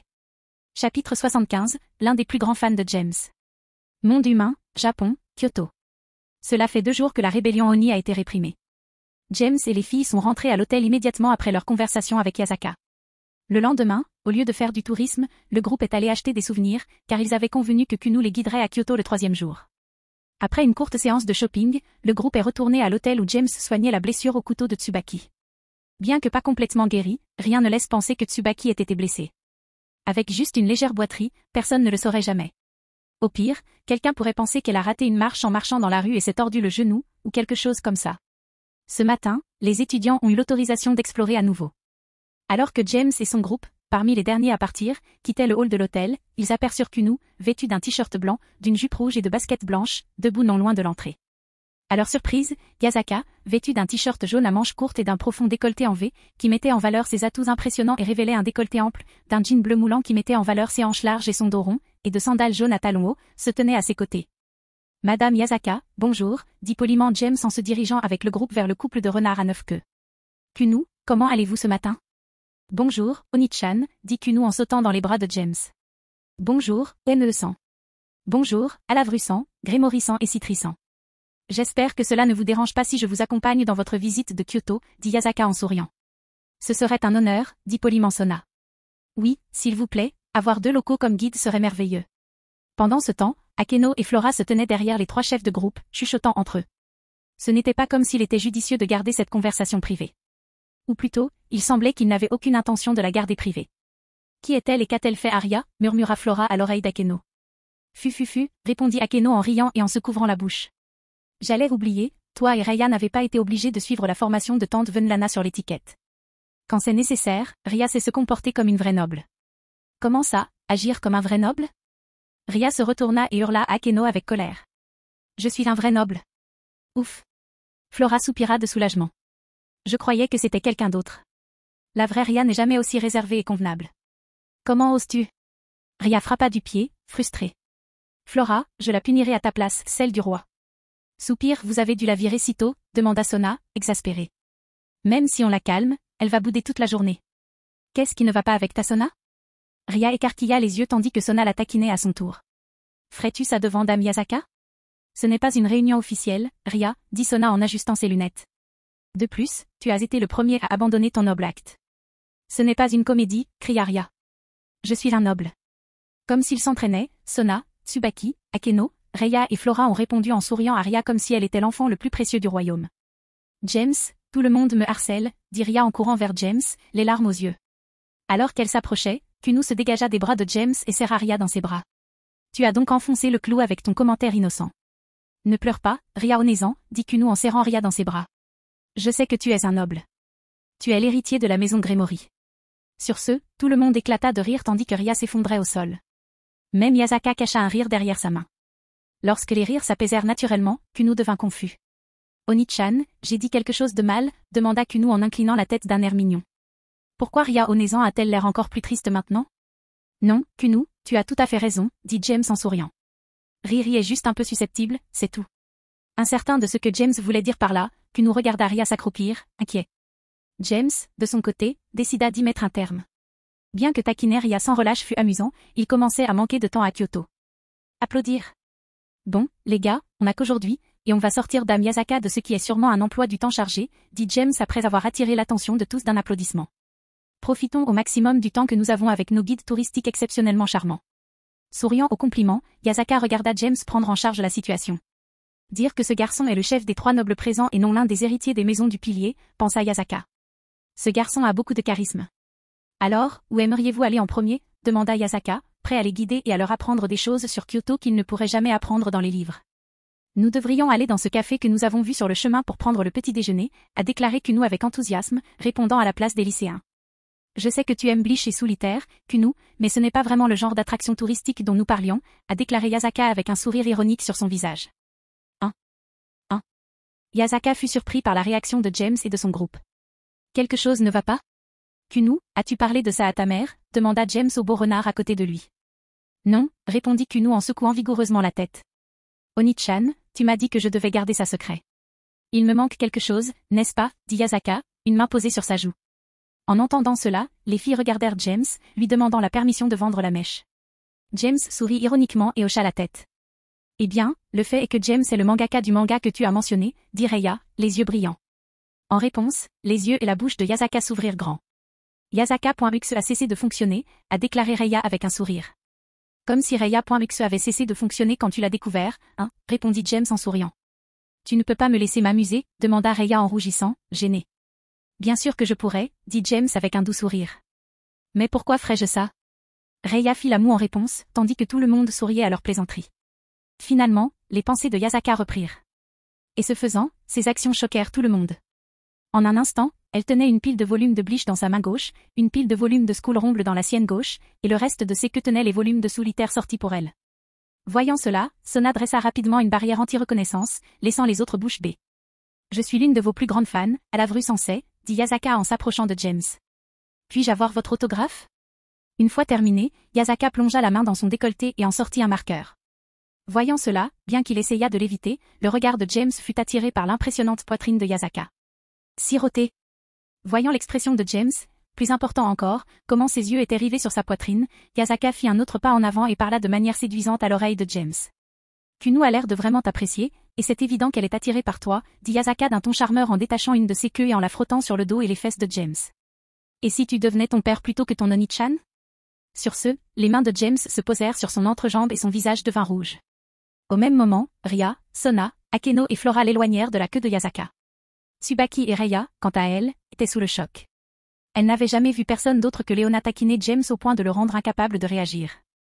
Dame Yasaka, je pense que votre blague est allée un peu trop loin, dit Sona en ajustant ses lunettes. Pourquoi as-tu pensé que je plaisantais? Demanda Yasaka avec un sourire élégant. Si tu y réfléchis bien, il est tout à fait logique que je trouve en Alavru Sensei un partenaire idéal. En y réfléchissant, les filles ne pouvaient pas réfuter ce que disait Yasaka. Lui et sa famille ont pris grand soin de ma fille. Il a dirigé l'équipe qui a aidé ma faction Yoke quand nous en avions le plus besoin, et, selon les normes modernes, il a un emploi bien rémunéré. Pourquoi pas un associé? Le seul point négatif, c'est qu'il n'est pas encore aussi fort que moi, mais je suis sûre que ça va bientôt s'arranger. Tandis que Yasaka divaguait sur ce qui ferait de James un bon partenaire, elle commença à réfléchir à tout ce dont elle parlait. Et lorsqu'elle regarda James de nouveau, elle rougit. Finalement, elle cessa cette dangereuse réflexion. Pourtant, tout au long de la journée, elle ne put empêcher ses pensées de revenir dans son esprit de temps à autre. Quoi qu'il en soit, que je plaisante ou non, je devrais me tourner vers tante Leona, n'est-ce pas? Dit Ria avec un sourire ironique. C'est vrai, dit Sona en souriant. Ma mère m'a dit que ça avait effrayé même tante Venlana, au point qu'elle avait abandonné ce jeu. Je m'en souviens, dit Flora en se tapotant le menton du doigt. C'est arrivé l'année dernière, quand on a trouvé James et Akeno au lit ensemble, c'est ça? Oui. Ria hocha la tête. Ma mère a aussi fait une blague sur le fait de faire partie du harem de James. Avant qu'elle ait pu terminer sa blague, l'intention meurtrière de tante Leona a fait taire ma mère. Je m'en souviens, dit Sona, le visage légèrement pâle. J'étais la plus proche d'eux quand c'est arrivé. J'ai failli perdre connaissance en ressentant cette intention meurtrière. Et elle ne me visait même pas. James, reprenant enfin ses esprits et parvenant à contrôler son érection, puis enfin se joindre à la conversation. Ce faisant, il laissa tout le monde, y compris Yasaka, un peu abasourdi. Eh bien, je me souviens aussi de cet événement, dit James en soupirant. Honnêtement, la seule raison pour laquelle il a réagi si violemment est simple. Vraiment, demanda Flora avec curiosité. Alors, qu'est-ce que c'est? Elle déteste le genre NTR, répondit James d'un air impassible. Je n'y accorde pas beaucoup d'importance non plus. Fais aux autres ce que tu voudrais qu'ils te fassent, et tout ça. Je ne voudrais surtout pas qu'on me prenne une de mes femmes. Alors je refuse de toucher la femme d'un autre. Tout le monde fixait James d'un air absent. Ria, Sona, Akeno, Flora et même Yasaka rougirent légèrement. Cependant, James n'avait pas terminé. Et s'il y a un homme assez fou pour essayer de lever la main sur mes femmes, perdre cette main sera le cadet de vos soucis, dit James, libérant inconsciemment une partie de son aura draconique. À cet instant, même les filles qui ne s'intéressaient pas à lui éprouvèrent un besoin instinctif de s'unir à James. Comprenant qu'il avait perdu le contrôle, James régnait sur son aura, le visage rouge de gêne. Toussant légèrement pour chasser les étranges sentiments qu'il éprouvait, James envisagea de changer de sujet. Mais il fut vaincu. James Onichan, qu'est-ce que NTR? Demanda Kuno d'un ton innocent. Dès que la question fut posée, tous les présents prirent une expression qui disait « Oh, mince !» J'avais oublié qu'elle était là aussi. James, le premier à se reprendre, inventa des bêtises pour piéger la jeune fille et l'exposer aux recoins obscurs d'Internet. Bref, que dirais-tu d'aller prendre le petit déjeuner au café dont Kuno m'a parlé plus tôt? Demanda James en essuyant la sueur de son front. Au même moment, Yasaka regarda James en pensant « Peut-être que je devrais prévoir un rendez-vous avec Léona dont j'ai tant entendu parler. » Chapitre 76, Dîner avec les renards à 9 queues et dire au revoir. Monde humain, Japon, Kyoto, sous-dimension UK. Le soir du dernier jour du voyage scolaire des élèves de deuxième année de l'Académie Kyo, James, Ria, Sona, Akeno, Tsubaki, Raya et Flora étaient assis à la cafétéria de la résidence Yasaka. Devant eux se trouvait une table garnie de spécialités kyotoïtes. Tout au long de la journée, Yasaka et Kuno ont accompagné le groupe à la découverte des attractions touristiques de Kyoto. Kuno animait le voyage et Yasaka racontait des anecdotes intéressantes sur les différents lieux, rendant la visite agréable et instructive. Ria, Sona, Akeno et Flora étaient irrités par les taquineries et les flirts incessants de Yasaka avec James. Comme il était pratiquement inoffensif, il lui arrivait d'enrouler une de ses queues autour du bras de James en l'absence d'humain, les filles le laissaient passer sans problème. Même à cet instant, Yasaka utilisait une de ses queues pour caresser le dos de James, assis à sa gauche à table. Avec Kuno à sa droite, Yasaka créait consciemment l'illusion qu'il formait une famille, et les filles étaient, une fois de plus, irritées par ses pitreries. « C'est donc ta dernière nuit à Kyoto ?» demanda Yasaka avec nostalgie. « Oui. » James hocha la tête en portant des légumes à sa bouche avec ses baguettes. « Le reste de ma noblesse me manque un peu. » « Oh, j'ai oublié de demander, à quel point vos nobles sont-ils capables ?» Cette fois, Yasaka posa sa question non seulement à James, mais aussi à Ria et Sona. « Eh bien ?» dit Ria, un doigt sur le menton, pensive. « J'ai mon dame Akeno ici. J'ai aussi un cavalier, un fou, une tour et un pion qui utilisent 6 pièces. » Sona fut la prochaine à répondre après Ria. « Ma reine et un de mes fous sont ici, » dit Sona en désignant Tsubaki et Reya. « J'ai aussi un autre fou, un cavalier et une tour. » Peu de temps après Sona, James a également répondu à Yasaka. « Cette fois, 2 de mes pions m'ont accompagné à Kyoto, » dit James en désignant Flora et Ayam. « À la maison, j'ai un autre pion, 2 cavaliers, une tour et un fou. On dirait que vous avez tous fait de grands progrès en obtenant vos titres de noblesse à un si jeune âge, » dit Yasaka en souriant. « Pour de jeunes démons, vous êtes tous très impressionnants. » Merci. James, Ria et Sona inclinèrent poliment la tête en acceptant le compliment de Yasaka. Puis, les yeux de Sona brillèrent de malice juste avant qu'elle ne prenne la parole. Pour être honnête, sans Jacques, Ria serait un héritier de moins. Jacques, quant à lui, aurait un autre évêque, voire une reine, dans sa pairie. Sona, hurla Ria, paniquée. Remarquant la réaction de Ria, la curiosité de Yasaka et Kuno fut piquée. Ça a l'air d'une histoire plutôt intéressante, dit Yasaka, le regard plein de malice et de curiosité. Je me demande si je pourrais écouter. Sona. Le ton de Ria monta, car elle trouvait cette histoire plutôt embarrassante. Ignorant les protestations de Ria, Sona regarda Akeno tout en racontant son passé tragique. Akeno acquiesça, et Sona acquiesça à son tour, et l'histoire commença. Eh bien, Akeno, Ria, reine, est née dans le clan Imejima, l'un des 5 clans majeurs. Je suis sûr que vous en avez entendu parler. Sona commença l'histoire avec ces informations. Acquiesçant d'un signe de tête, Yasaka fit signe à Sona de continuer. Sona raconta ensuite comment la mère d'Akeno était tombée amoureuse d'un membre du cadre Grigori et avait donné naissance à Akeno. Elle évoqua ensuite brièvement comment Imejima avait tué la mère d'Akeno et comment Akeno avait été forcée d'errer seule au Japon pendant près d'1 an. Comment elle en était venue à détester son père et l'héritage des anges déchus. Et enfin, comment elle avait été retrouvée par Imujima et s'était battue pour sa vie. Tout au long de l'histoire, Yasaka et Kunu exprimaient leur tristesse face à tout ce qu'Akeno avait traversé enfant. Sona orienta ensuite l'histoire vers Ria prévoyant de partir en vacances seule avec James. Enfer, territoire de Satan, état de Lucifer. Éternuer. Dans un laboratoire magique, Heinrich Cornelius Agrippa éternua alors qu'il était assis à regarder les résultats d'une expérience. Soupir, j'ai l'impression qu'on a encore oublié mon existence, se dit Heinrich.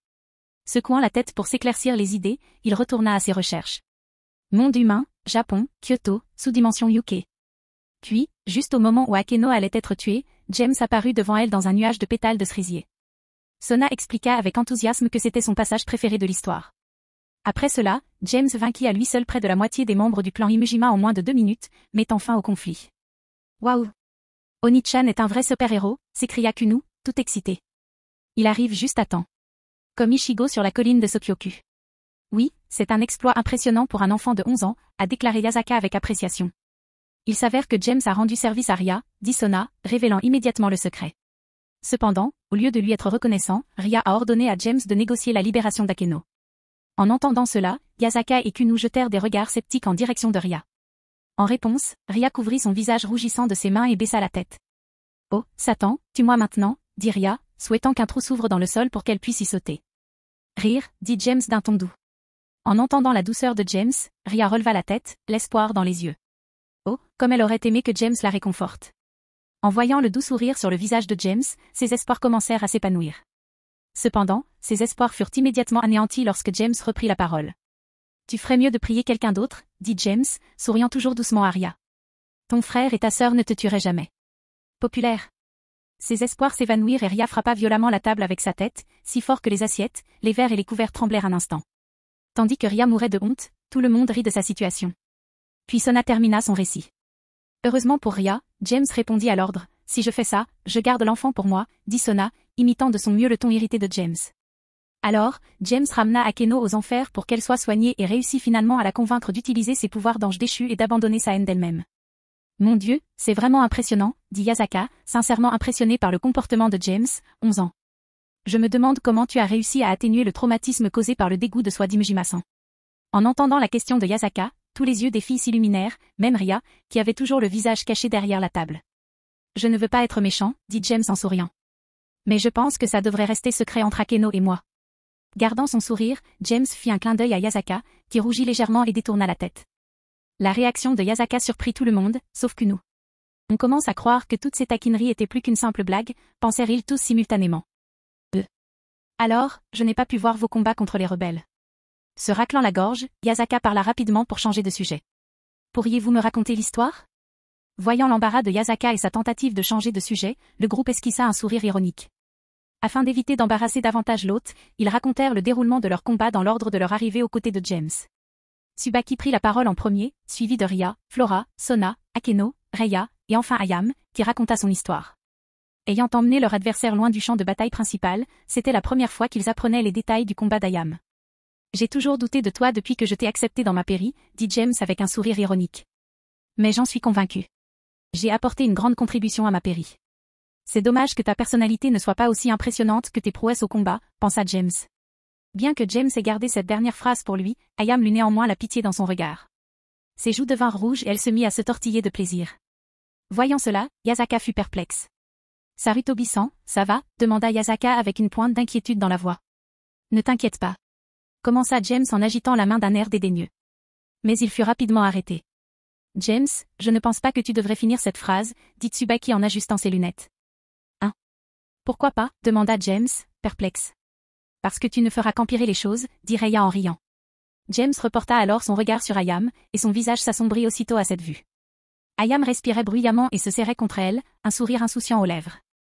Remarquant également l'état d'Ayam, Yasaka ne put dissimuler sa confusion. « Qu'est-ce qui ne va pas ?» demanda Yasaka, inquiet pour le bien-être d'Ayam. « Tu n'as vraiment pas besoin de t'inquiéter pour ça, » dit Ria, l'air fatigué. « Ria a raison, » dit Sona après avoir bu une gorgée de son verre. Ayam est une perverse de haut vol qui apprécie les abus de James. Comme elle l'expliquait, Sona plaça une barrière de silence autour de Kunu qui ne dura que le temps qu'elle explique l'état d'Ayam.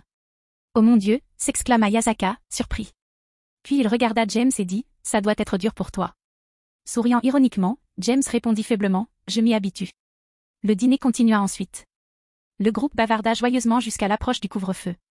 James et les filles dirent ensuite au revoir à Yasaka et Kunu, qui promirent de les accompagner à la gare le lendemain matin. Le lendemain, 11 heures. À la gare de Kyoto, les élèves de deuxième année de l'Académie Kyo étaient rassemblés sur le quai en attendant l'arrivée du train. Ils étaient accompagnés de deux belles blondes.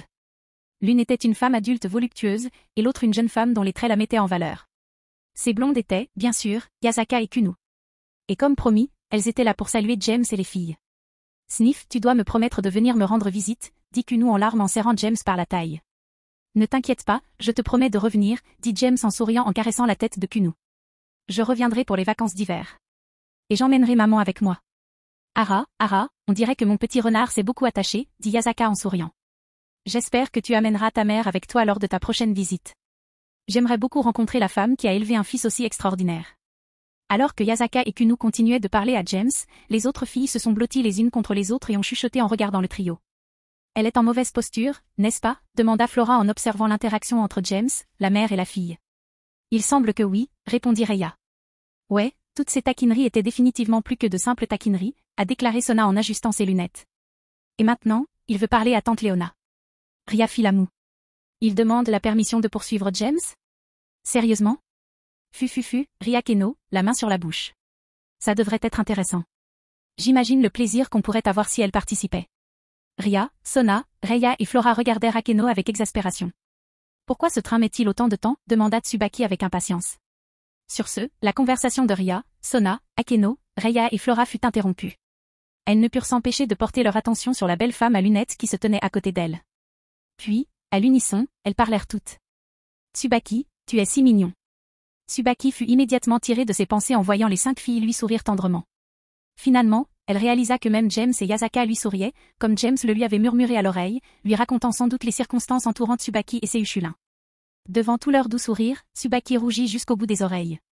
À ce moment-là, un message diffusé par le système de sonorisation annonça aux passagers que le train pour Kyoto allait bientôt arriver. Cela, bien sûr, fit monter les larmes aux yeux de Kunu. Et, heureusement pour Tsubaki, cela attira l'attention de tous sur les adieux à venir. Kunu reçut une salve de câlins de James et des filles, qui lui promettaient de lui rendre visite. Puis, Yasaka prit toutes les filles dans ses bras. Seul James restant, Yasaka s'avança vers lui, l'entoura de ses bras et le serra fort. Bien sûr, cela pressa aussi ses énormes seins contre la poitrine de James. J'ai hâte de te revoir, dit Yasaka d'un ton coquet. Et je serais ravie de te réserver, à toi et à ta mère, un accueil digne de ce nom. Puis, avant de lâcher James, Yasaka pressa ses lèvres contre sa joue, le laissant stupéfait. Non seulement James, mais toutes les filles et beaucoup de ses camarades étaient sous le choc. Puis, Yasaka le lâcha et recula avec un sourire timide et le visage rouge. Puis elle prit la main de Kunu et parla. Tu devrais te dépêcher d'aller au train, tu ne veux pas le rater. Yasaka sourit en parlant. Ou peut-être que tu en as envie.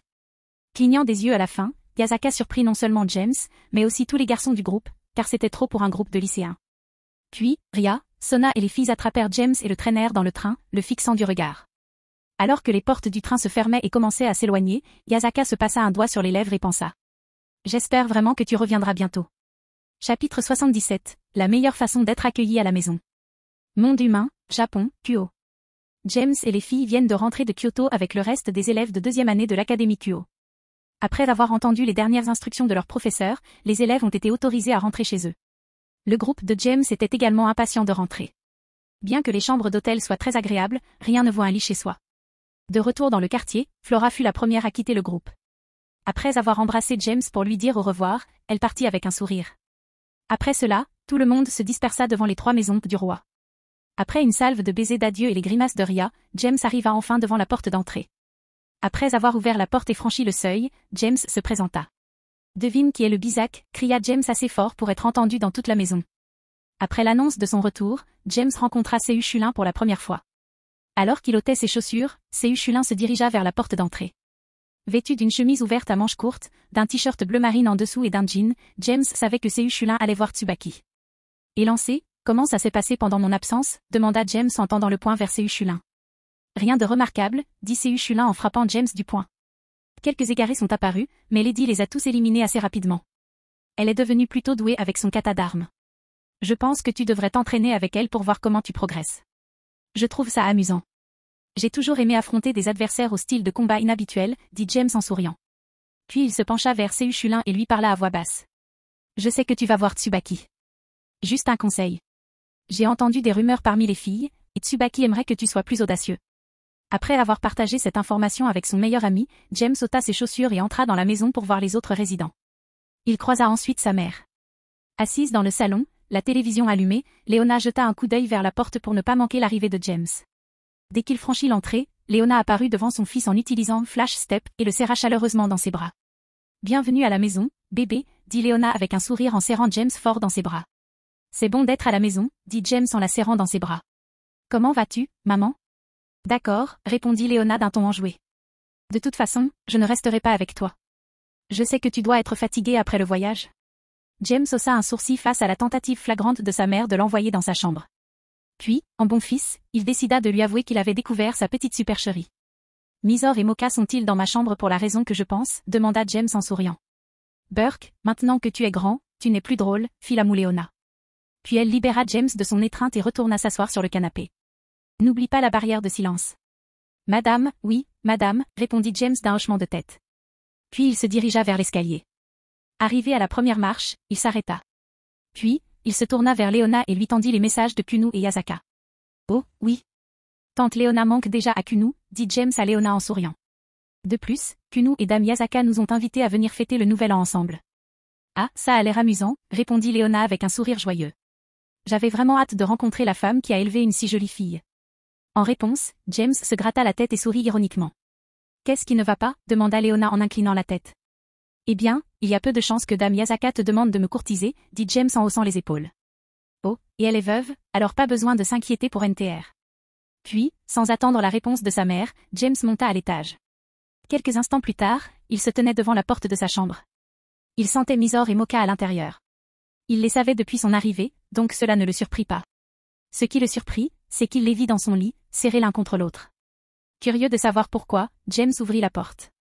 Lorsque la porte s'ouvrit, James vit Mysore, vêtu uniquement d'une culotte bleu clair et de chaussettes blanches montantes, et Mocha, vêtu uniquement d'une culotte blanche et de chaussettes noires montantes, allongée sur son lit et l'embrassant passionnément. Aussitôt, James s'avança et ferma la porte derrière lui. Puis, il claqua des doigts et dressa une barrière silencieuse autour de sa chambre. Après un long acte d'amour en trois. Quand tout le monde fut propre, James se glissa entre Mysore et Mocha et passa un bras autour de chaque fille. Puis il parla, tandis que Mysore et Mocha le regardaient avec des yeux avides. « Je sais que vous, les filles, vous voulez faire encore quelques tours, mais vous ne voulez pas entendre parler du voyage » demanda James en souriant. Sur ce, Mysore et Mocha adoptèrent des expressions qui montraient clairement qu'ils avaient complètement oublié le voyage scolaire. Puis, souriant timidement, Mysore répondit. « D'accord, dis-nous » dit Mysore en enfouissant son visage dans la poitrine de James, gêné. « Mais après ça, on retourne au travail » dit Mocha d'un ton séduisant avant de se lécher les lèvres. Chapitre 78, l'éveil de l'équipement sacré d'Issei. Monde humain, Japon, Kyoto. Cela fait 2 semaines que les 2e années sont rentrées de Kyoto. Durant ces 2 semaines, James, Ria et Sona ont commencé à pousser leurs partenaires d'entraînement encore plus loin.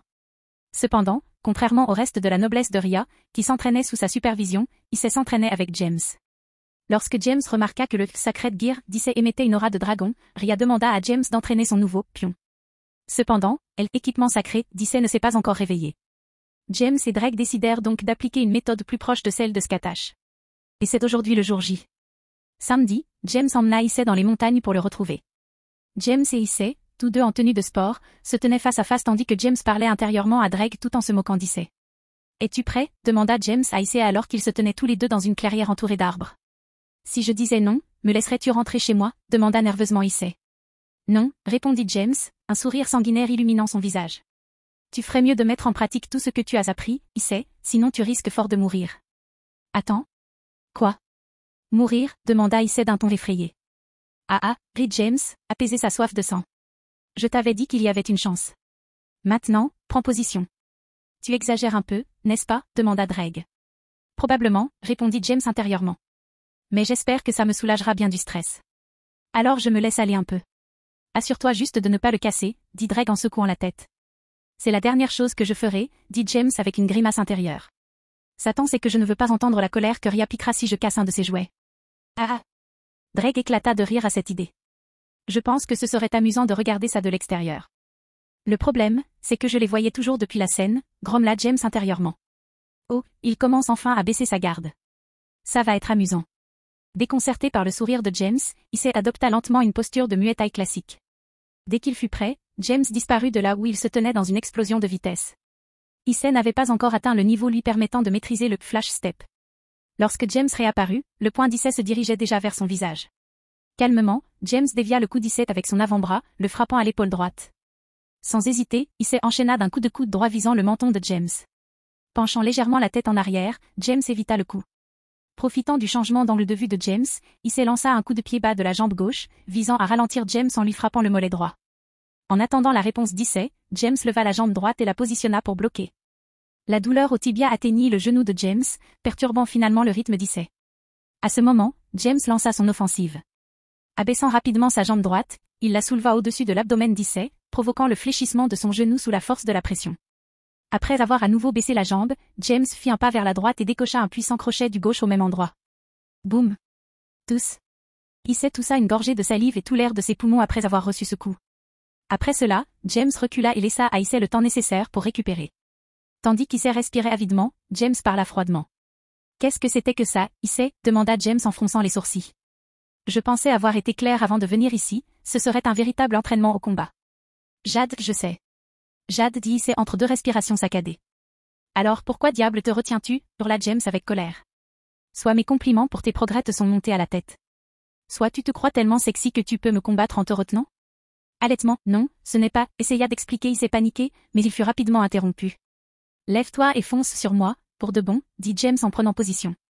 Tu ferais mieux de m'attaquer avec la férocité dont tu ferais preuve pour attaquer un de ces animaux errants que tu chasses avec Riri et sa noblesse, sinon tes chances de mourir exploseront. Issei, peinant à respirer, se releva et reprit sa position. James voyait dans ses yeux une lueur de combat ou de fuite. Issei, à sa décharge, réprima sa peur et attaqua James les mains levées. Puis, une fois à portée, il porta un coup de poing que James évita en inclinant la tête sur le côté. Sans rétracter son bras gauche, Issei enchaîna avec un direct du droit, que James évita en inclinant la tête en arrière. Puis, utilisant ses deux mains tendues, Issei enroula ses doigts autour de la nuque de James. Pas mal, mais au lieu de laisser sa main gauche dehors, il aurait dû intervenir pour faciliter le clinch, pensa brièvement James. Puis, les doigts d'Issei bloqués, il s'abaissa des deux mains et leva la jambe droite, genou en premier, vers le visage de James. James, des deux mains, bloqua le genou d'Issei et leva les bras avec force, libérant Issei de sa prise. Se redressant, James enchaîna coup de poing et coup de coude, direct, crochet du gauche, direct. Issei parvint à bloquer ses coups en gardant sa garde, mais James porta alors un coup qui brisa sa garde et atterrit sur le menton d'Issei. Désorienté par le coup, il fut lent à réagir au coup de coude tournant qui suivit. Après avoir reçu un coup de coude à la mâchoire, Issei trébucha en arrière. Après avoir secoué la tête pour se ressaisir, Issei leva les yeux et vit James exécuter un coup de pied circulaire de la jambe gauche. Levant rapidement les bras vers la droite de sa tête, Issei réussit à bloquer le coup. Cependant, la force du coup le projeta dans tous les sens. Après être tombé au sol, Issei se releva rapidement, luttant pour respirer. « Tu essaies de me tuer, Pan ?» « Pan ?» demanda Issei avec difficulté. « Ma tête, Pan, aurait éclaté, Pan, si elle était tombée. »« Eh bien, si tu ne veux pas que ça arrive, ne le laisse pas arriver, » dit James d'un ton suffisant. « Maintenant, arrête de te plaindre et mets-toi sur tes gardes. » Issei, de plus en plus irrité par l'attitude irrévérencieuse de James, leva ses bras légèrement engourdis. Puis, faisant circuler son énergie démoniaque, il se précipita vers James. « Eh bien, on dirait que tu es enfin prêt à faire l'effort, » dit James en souriant. « J'ai cru que j'allais te tuer accidentellement avant que tu ne prennes ça au sérieux. » Pendant les 5 minutes suivantes, James et Issei échangeaient coups de poing, coups de coude, coups de pied et coups de genou. Cependant, après 5 minutes, James commença à améliorer ses performances. À la 10e minute, même si Issei ne se battait pas de manière égale, il parvenait encore à suivre et à contre-attaquer. Au bout de 15 minutes, Issei parvenait encore à se défendre et à contre-attaquer occasionnellement. Au bout de 20 minutes, Issei ne pouvait plus se défendre que pour se protéger. Au bout de 25 minutes, environ un quart des coups de James avaient atteint leur cible. Quelques minutes plus tard, après avoir encaissé tant de coups violents de James, la fatigue d'Issei empêchait son corps de suivre sa vitesse de réaction. « C'est tout ce que tu as, Issei ?» demanda James en lui décochant un crochet du gauche dans l'abdomen. Après qu'Issei se soit baissé suite au coup reçu à l'estomac, James se baissa et leva un genou vers le visage d'Issei. Frénétiquement, Issei plaça ses mains entre son visage et ses genoux. Lorsque le genou de James atterrit sur les mains d'Issei, à la surprise d'Issei, il fut soulevé du sol. À cet instant, il lança sa jambe gauche vers le torse de James, pensant avoir un moment pour se reprendre lorsque James esquiva. Mais James n'en eut pas le courage. Au lieu de se retirer hors de portée de tir, l'équipe de James fit un pas vers la droite. Alors que le coup d'Issei s'essoufflait, James attrapa sa jambe et projeta le plus jeune sur le dos. Boum. Tout. Une fois de plus, Issei resta essoufflé à la merci de James. Cette fois, cependant, James n'avait aucune intention de reculer et de laisser Issei se remettre. Profitant de la désorientation d'Issei après sa chute, James se positionna en position de combat. Voyant cela, même dans ses pensées confuses, Issei releva sa garde. James commença alors à frapper. Ce faisant, Issei fit de son mieux pour esquiver et bloquer la vague qui approchait. Je pense que ce serait le bon moment, pensa James en lançant des coups de poing sur Issei, à terre. Es-tu sûr? Si tu viens trop tôt, ça va tout casser, dit Dreg avec indifférence. J'y vais maintenant, dit James, confiant dans son plan. Bon, je suppose que c'est tout ce que tu as, dit James d'un ton déçu. Finalement, un harem serait trop pour toi. Sur ce, les yeux gonflés d'Issei s'écarquillèrent. James vit les flammes de la colère brûler en lui. De quoi tu parles? De quoi, rugit Issei, se prenant un coup de poing au visage. Quel est le rapport entre se faire tabasser et avoir un harem? Oh, crie James en poursuivant son déluge de coups. Tu crois que les faibles peuvent avoir des harems? Réveille-toi. Issei fut surpris par l'emportement de James. Sous cette surprise, 2 autres coups le frappèrent avant qu'il ne parvienne à relever sa garde. Pourquoi penses-tu que seuls les diables de haut rang et plus ont des harems? Demanda James d'un ton sarcastique. Parce qu'il faut une certaine force pour protéger ses femmes. Mais peut-être que tu aimes ça. J'imagine que tu aimes NTR, hein? En entendant cela, Issei imagina son harem dans le futur, jusqu'à ce qu'un homme plus fort apparaisse et lui vole ses femmes. Pire encore, son imagination lui montra l'image de ce même homme fort en train de baiser ses femmes devant lui, sans qu'il puisse rien y faire. À cet instant, Issei sentit quelque chose en lui s'éveiller. Et ce n'était certainement pas un fétichisme du cocufiage. À cet instant, Issei fut enveloppé d'une sombre luminosité, et la pression qu'elle libérait monta en flèche. Dès que ce phénomène se produisit, James s'écarta d'Issei. Putain, merde, rugit Issei, indigné. Alors que la lueur sombre disparaissait, Issei se releva et rugit à nouveau. Yudu Issei n'est pas et ne sera jamais cocu. Tandis qu'Issei se relevait, bien que sa tenue n'ait pas changé, il portait désormais une paire de gantelets à écailles noires recouvrant ses avant-bras. Aux articulations de chaque main, 2 lames semblables à des griffes s'étendaient vers l'avant. Une substance, semblable à des ombres ondulantes, s'étendait de l'articulation de son majeur, remontait le dos de sa paume, enveloppait un joyau bleu brillant incrusté au dos de sa paume, puis remontait le long du gantelet. Alors, c'était lui, dit Dreg avec nostalgie dans le ton. Alors, tu sais à qui appartient cette aura, n'est-ce pas? Répondit James intérieurement. C'est exact, dit Dreg d'un ton fier. Cette aura ne pourrait appartenir qu'à Skiadrom, le roi dragon de l'ombre. Skiadrom, pensa James, confus. Je n'ai jamais rien su de lui. Skiadrom était habituellement réservé, dit Dreg, la nostalgie reprenant son ton. Son activité préférée était de se cacher dans l'ombre et de faire une sieste. Je ne crois pas qu'il ait jamais interagi avec des humains ou d'autres êtres. Hormis ce petit passe-temps, il aimait, pour une raison inconnue, enseigner la magie aux enfants de temps en temps. Il a l'air plutôt calme, pensa James. Alors, comment a-t-il atterri dans un Sacred Gear? Je n'en ai aucune idée. Il faudra juste demander si son âme est. Commença Dreg, mais il s'arrêta net. Mais qui es-tu? Hurla Issei à une voix que lui seul pouvait entendre. Hein? Skiadrom? Roi dragon des ombres? Qu'est-ce que ça veut dire? Eh bien, je suppose que cela répond à la question que j'allais poser. Chapitre 79, le roi dragon de l'ombre, Skiadrom. Monde humain, Japon, Kuo. Cela faisait 1 heure que James avait aidé Issei à réveiller son Sacred Gear. James, Ria et sa noblesse se trouvaient alors dans leur manoir de Kuo. Issei, pour sa première visite, fut surpris de voir Ria cacher 2 autres jolies filles, Koneko et Gaspé. Même si tout le monde savait que Gaspé était un garçon, il pensait qu'il serait plus amusant de laisser Issei le découvrir seul. Tout le monde, sauf Gaspé. Issei, pourquoi me regardes-tu comme ça? Demanda Gaspé nerveusement en se cachant derrière Koneko. Parce que tu es super mignon et je me demandais si tu aimerais rejoindre mon futur harem, dit Issei avec un sourire pervers. Pourquoi voudrais-je rejoindre ton harem? Demanda Gaspé, perplexe. Parce que moi, Yudu Issei, je serai le plus grand roi de harem de l'histoire, déclara Issei avec force. Je crois que James Nii t'a vaincu, dit doucement Koneko en mangeant un biscuit. Des petits détails, dit Issei en agitant la main d'un air dédaigneux. De plus, ce n'est pas parce que James Sampé est populaire au lycée qu'il aura forcément un harem. Oh, la pauvre fille, dit Akeno en souriant. James a déjà un harem. Quoi? Comment est-ce possible? Demanda Issei, incrédule. Ils doivent tous être humains, non? Non, répondit Akeno avec un sourire. Ils sont tous surnaturels, et je pense que tu en as rencontré la plupart, voire tous. Après une pause, Akeno se tapota le menton du doigt droit en pensant aux petites amies de James Issei qu'elle avait rencontrées. Après réflexion, elle conclut qu'Issei les avait toutes rencontrées. Maintenant que j'y pense, tu les as tous rencontrées, dit Akeno avec un sourire en regardant Issei pour voir sa réaction. Vraiment? Demanda Issei, l'air surpris. Qui? Et combien? Voyons voir.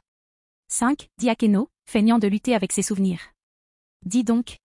5, demanda Issei en reculant et en serrant son cœur. Et qui sont-ils? Akeno marqua une nouvelle pause, puis leva sa main gauche, serrée en poing. Puis, avec son index droit, elle commença à lever un doigt de sa main gauche en appelant des noms. Eh bien. D'abord Flora, puis Misor, et enfin Moka.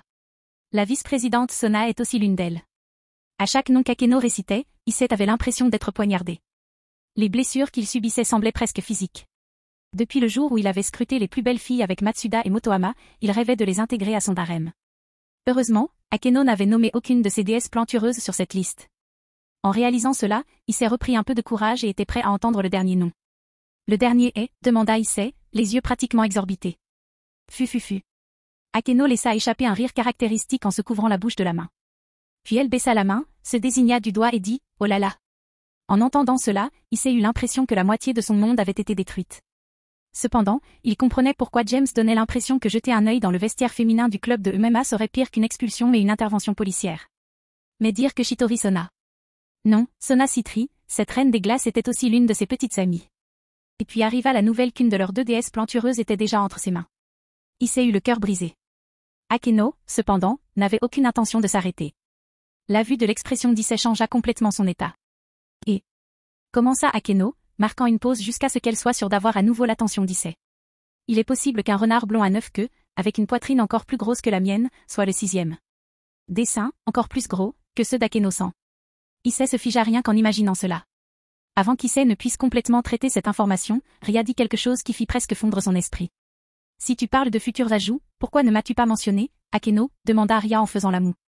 Après avoir entendu la question de Ria, le sourire d'Akeno s'élargit et l'éclat sadique de ses yeux s'illumina. En regardant Issei, elle vit l'illusion de son corps se transformer en pierre. Puis, lorsqu'une brise souffla, son corps se transforma en poussière et fut emporté par le vent.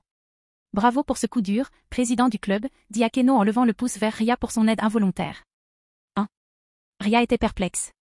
Dans cette confusion, elle demanda, Akeno, qu'est-ce que tu veux dire? Assis à l'écart, James et Yuto prirent simultanément une gorgée du thé qu'Akeno leur avait servi un moment plus tôt et secouèrent la tête. Koneko continua de manger ses biscuits, ignorant l'idiot pervers qu'elle appelait Issei depuis qu'il avait rejoint la noblesse de Ria. Gaspé paniqua en voyant l'expression sans vie dans les yeux d'Issei.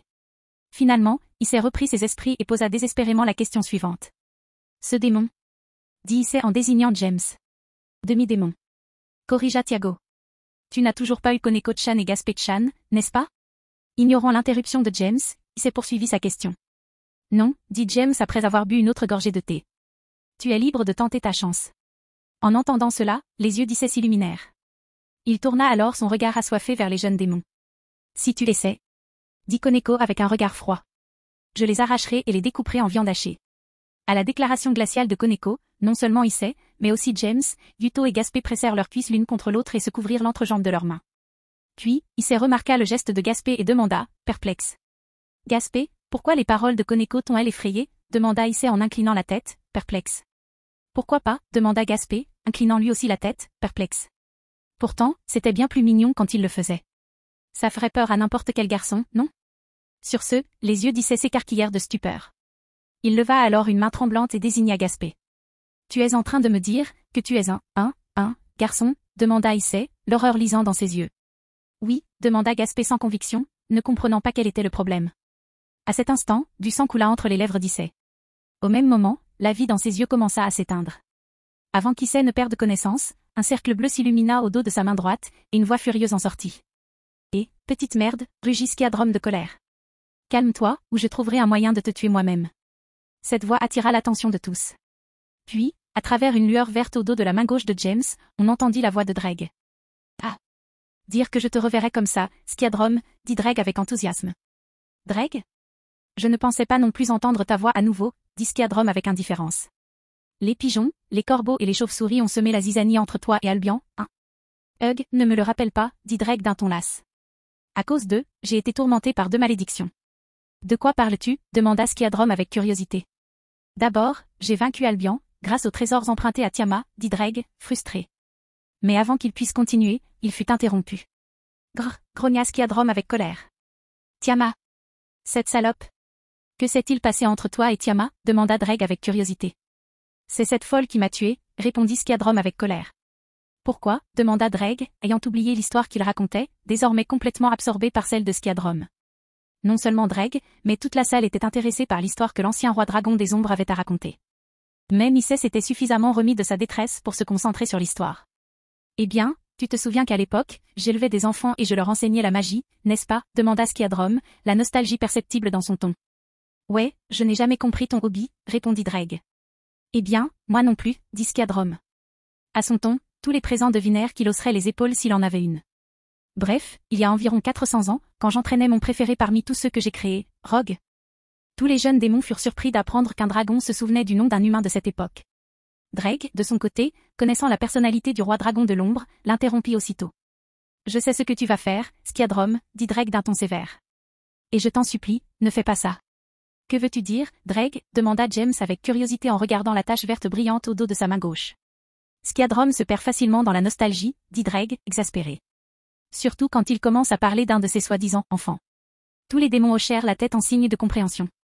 À cet instant, Skiadrom dégageait l'aura d'un vieil homme tandis qu'il se mettait à parler du bon vieux temps. Aucun d'entre vous n'apprécie la valeur d'une bonne histoire, marmonna Skiadrom, déçu. Bref, un jour, environ 400 ans après votre mort et celle d'Albion, Tiamat est arrivée pour se vanter d'un nouveau trésor qu'elle avait trouvé. Elle a parlé de remplacer ceux que tu avais perdus, Dreg. À ce moment-là, James sentit l'âme de Dreg frémir à l'intérieur du Boosted Gear. En tout cas, pendant qu'elle me montrait ça ainsi qu'au jeune Rogue, le garçon a éternué. Dit Skiadrom, son humeur se détériorant encore plus à la suite de la sentence qu'il avait reçue. Non, n'est-ce pas, demanda Dreg en retenant son souffle. Il l'a fait, répondit Skiadrom d'un ton déprimé. Il a fait quoi, demanda Issei avec impatience. Arrête de bégayer comme si tu essayais d'être mystérieux. La salle se tut devant l'irritation d'Issei. Lorsqu'il leva les yeux, Issei remarqua que tout le monde le fixait comme s'il était un idiot. Pourquoi me regardes-tu comme ça, demanda Issei en se grattant la tête. Tu sais, je me sens un peu désolé pour le roi dragon de l'ombre, dit Koneko avec une expression de pitié. Je suppose qu'être obligé d'étudier plus dur ne rend pas quelqu'un plus intelligent, demanda Arya à Keno. Je ne pense pas, répondit Akeno. Mes plus sincères condoléances, a déclaré Dreg à Skiadrom. Soupir, Rogue me manque déjà, dit Skiadrom, visiblement mécontent de son hôte. Applaudir. Après les applaudissements de James a pris la parole pour remettre les choses sur les rails. Nous pourrons débattre du niveau d'idiotie d'Issei une autre fois. Et, cria Issei. Pour l'instant, finissons l'histoire de Skiadrom, dit James en souriant. Et puis, je veux savoir quelle est la deuxième malédiction de Dreg. Une fois de plus, Dreg tremblait dans son Sacred Gear. Comme je le disais, Rogue a éternué sur le nouveau trésor flambant neuf de Tiamat, dit Skiadrom, acceptant la nécessité de terminer son histoire. Ceux qui connaissent Tiamat peuvent deviner la suite. Mais pour ceux qui ne la connaissent pas, je vais expliquer. Tout le monde, sauf Dreg, concentra toute son attention sur l'histoire de Skiadrom. Cette folle a perdu la tête, rugit Skiadrom avec colère. Juste à cause d'un petit morceau de morve qu'elle a pu essuyer, elle a complètement perdu le contrôle. Pendant son attaque, j'ai réussi à téléporter Rogue en lieu sûr et je pensais être en sécurité en me cachant dans l'ombre. Cette folle a inondé la zone de ses flammes du karma du chaos, me tuant au passage. Après quelques instants, Skiadrom reprit le contrôle de ses émotions. Puis il continua son récit. Après ça, j'ai eu l'impression que mon âme était arrachée au cycle des réincarnations. Puis tout est devenu noir, dit Skiadrom d'un ton mélancolique. Alors, la fois suivante où j'ai repris conscience, j'étais dans ce Sacred Gear, les Shadow Claws. Je n'ai jamais entendu parler de ce garage sacré, se dit Ria. Je me demande s'il y a des informations à ce sujet dans la bibliothèque, chez moi. Ce n'est pas surprenant, Rouge, dit Skiadrom. C'est la première fois que je m'éveille. Comme je n'aime pas interagir avec les autres, je n'ai jamais prêté mon pouvoir à aucun de mes hôtes. Alors, ça veut dire que je suis spécial, demanda Issei avec enthousiasme. Sinon, pourquoi te réveillerais-tu pour moi? Désolé, gamin, mais non, dit Skiadrom d'un ton neutre. Je me suis réveillé parce que j'ai senti l'aura d'une vieille connaissance du type qui te frappait comme si tu avais volé quelque chose. Ah, c'est moi, dit James avec un large sourire. Bref, maintenant que nous connaissons les circonstances de Skiadrom, il est temps de revenir à l'histoire de Dreg. Soupir, cela t'affectera aussi, partenaire, dit Dreg d'un ton déprimé. Comme l'a dit Skiadrom, j'ai perdu les trésors de Tiamat quand Albion et moi avons été tués par les 3 factions bibliques, j'ai perdu les trésors que Tiamat m'avait prêtés. Et à cause de cela, Tiamat a pris l'habitude de tuer mes hôtes au fil des siècles. La salle resta silencieuse quelques instants après que Dreg eut terminé. Puis James prit la parole. Donc, grâce à toi, si je croise Tiamat, je suis foutu, demanda James d'un air impassible. Oui, en gros. Chapitre 80, quels sont vos projets pour les vacances d'hiver? Après qu'Issei eut éveillé son Sacred Gear, les Shadow Claws, le temps continua d'avancer. Peu après cet événement, les élections de mi-mandat eurent lieu. Le reste du semestre se déroula ensuite sans encombre. Combattre occasionnellement des démons errants et voyager dans le monde souterrain étaient les seules occupations du groupe, outre l'entraînement et les études. Aujourd'hui, dernier jour des examens finaux, James visitait la salle du club de recherche occulte. Assis sur l'un des deux canapés, James était entouré de Mysore et de Mocha. Sur le canapé d'en face, Yuto sirotait une tasse de thé préparée par Akeno, tandis qu'Issei, assis à côté de lui, regardait James avec jalousie. À côté des canapés se trouvait un élégant bureau en acajou, derrière lequel Ria s'occupait de ses papiers. Derrière Ria, Akeno était prête à répondre à toutes les demandes de son droit pour elle. Après avoir travaillé plusieurs minutes sur les papiers devant elle, Ria posa son stylo et étendit les bras au-dessus de sa tête. Cela, bien sûr, mit en valeur sa poitrine énorme. Issei fut naturellement attiré par ce spectacle. Voyant cela, une pointe de dégoût traversa le regard de Ria, suivie de déception lorsqu'elle vit que James n'était pas aussi charmé qu'elle.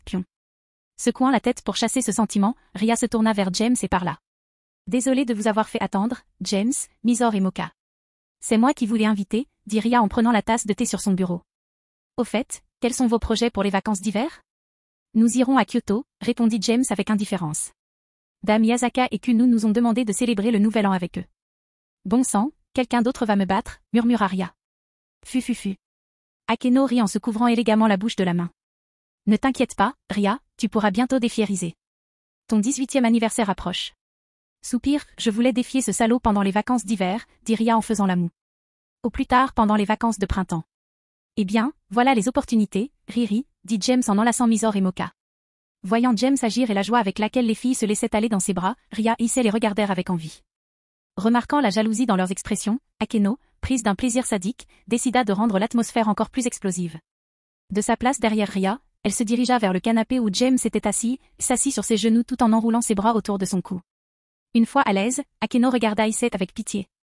Son expression laissait entendre qu'il n'y parviendrait jamais. Voyant cela, Issei tomba du canapé et s'agenouilla, le sang coulant de ses lèvres. L'attaque mentale d'Akeno se transforma en dégâts physiques, du moins c'est ce qu'il sembla, pour l'aspirant roi du harem. Après avoir obtenu la réaction qu'elle attendait d'Issei, Akeno adressa un sourire suffisant à Ria. Voyant cela, les cheveux de Ria commencèrent à onduler et à se dresser, faute de vent. D'accord, je pense que ça suffit, dit James avec un sourire en tapotant les fesses d'Akeno. Si tu la pousses trop fort, je ne pourrai pas l'arrêter quand le pouvoir de destruction se mettra à voler à travers la pièce. C'est bon, dit Akeno en faisant la moue. Tu me gênes toujours quand je m'amuse. James, roucoula Ria en souriant à James lorsqu'il vint à son secours. Tu devrais le savoir maintenant, Akeno, dit James en le regardant droit dans les yeux. Je suis le seul à pouvoir provoquer Riri. James. Ria marmonna en faisant la moue. Au fait, quels sont tes projets pour les vacances d'hiver? Demanda James en tournant son attention vers la belle rousse. Soupir, on va continuer l'entraînement, dit Ria avec détermination. Je crois que mon cousin a dit qu'il voulait aussi nous rendre visite pendant qu'on était aux enfers. Tu parles de Serra Org, n'est-ce pas? Demanda James en se caressant le menton. Ça fait un bail que je ne l'ai pas vu. En entendant ce nom inconnu, Issei fut le seul à afficher une expression confuse. S'en rendant compte, Ria décida d'expliquer qui était Serra Org à son pion ignorant. Serra Org Bael est mon cousin maternel, dit Ria en début d'explication. Il est l'héritier actuel de la maison du grand roi du clan Bael. Oh, as-tu retrouvé ton statut d'héritier? Demanda James d'un ton joyeux.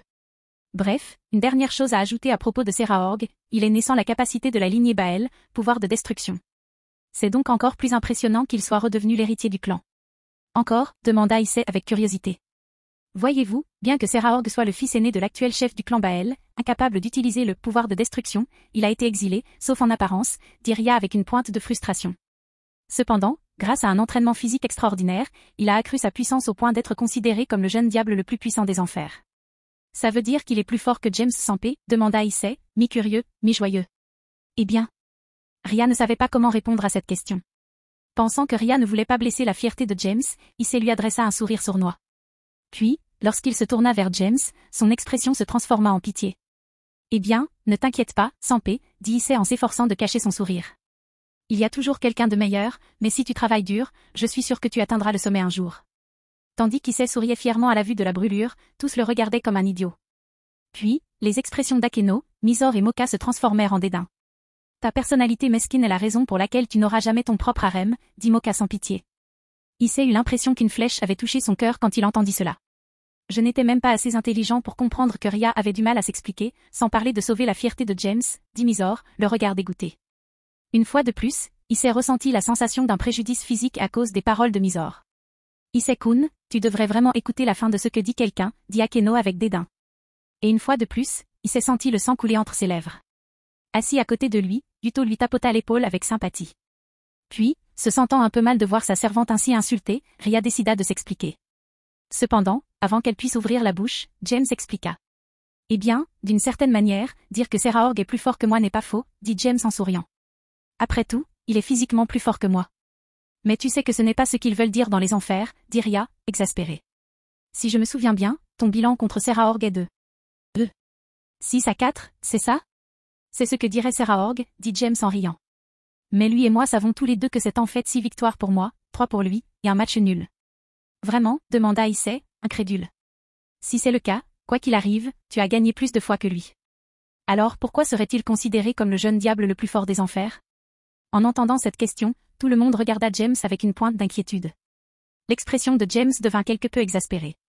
C'est simple, Iz, dit James d'un ton furieux. Ces fossiles bien nés et pleins de préjugés ne supportent pas que le plus fort de la jeune génération soit un sale bâtard.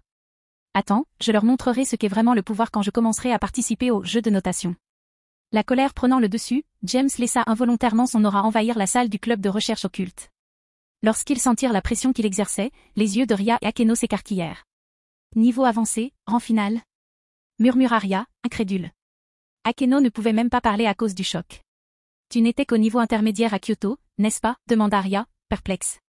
Soupir, je crois que tout est dit, dit James avec un sourire ironique. Je ne maîtrise pas encore totalement mon nouveau pouvoir. Alors je ne l'ai pas annoncé.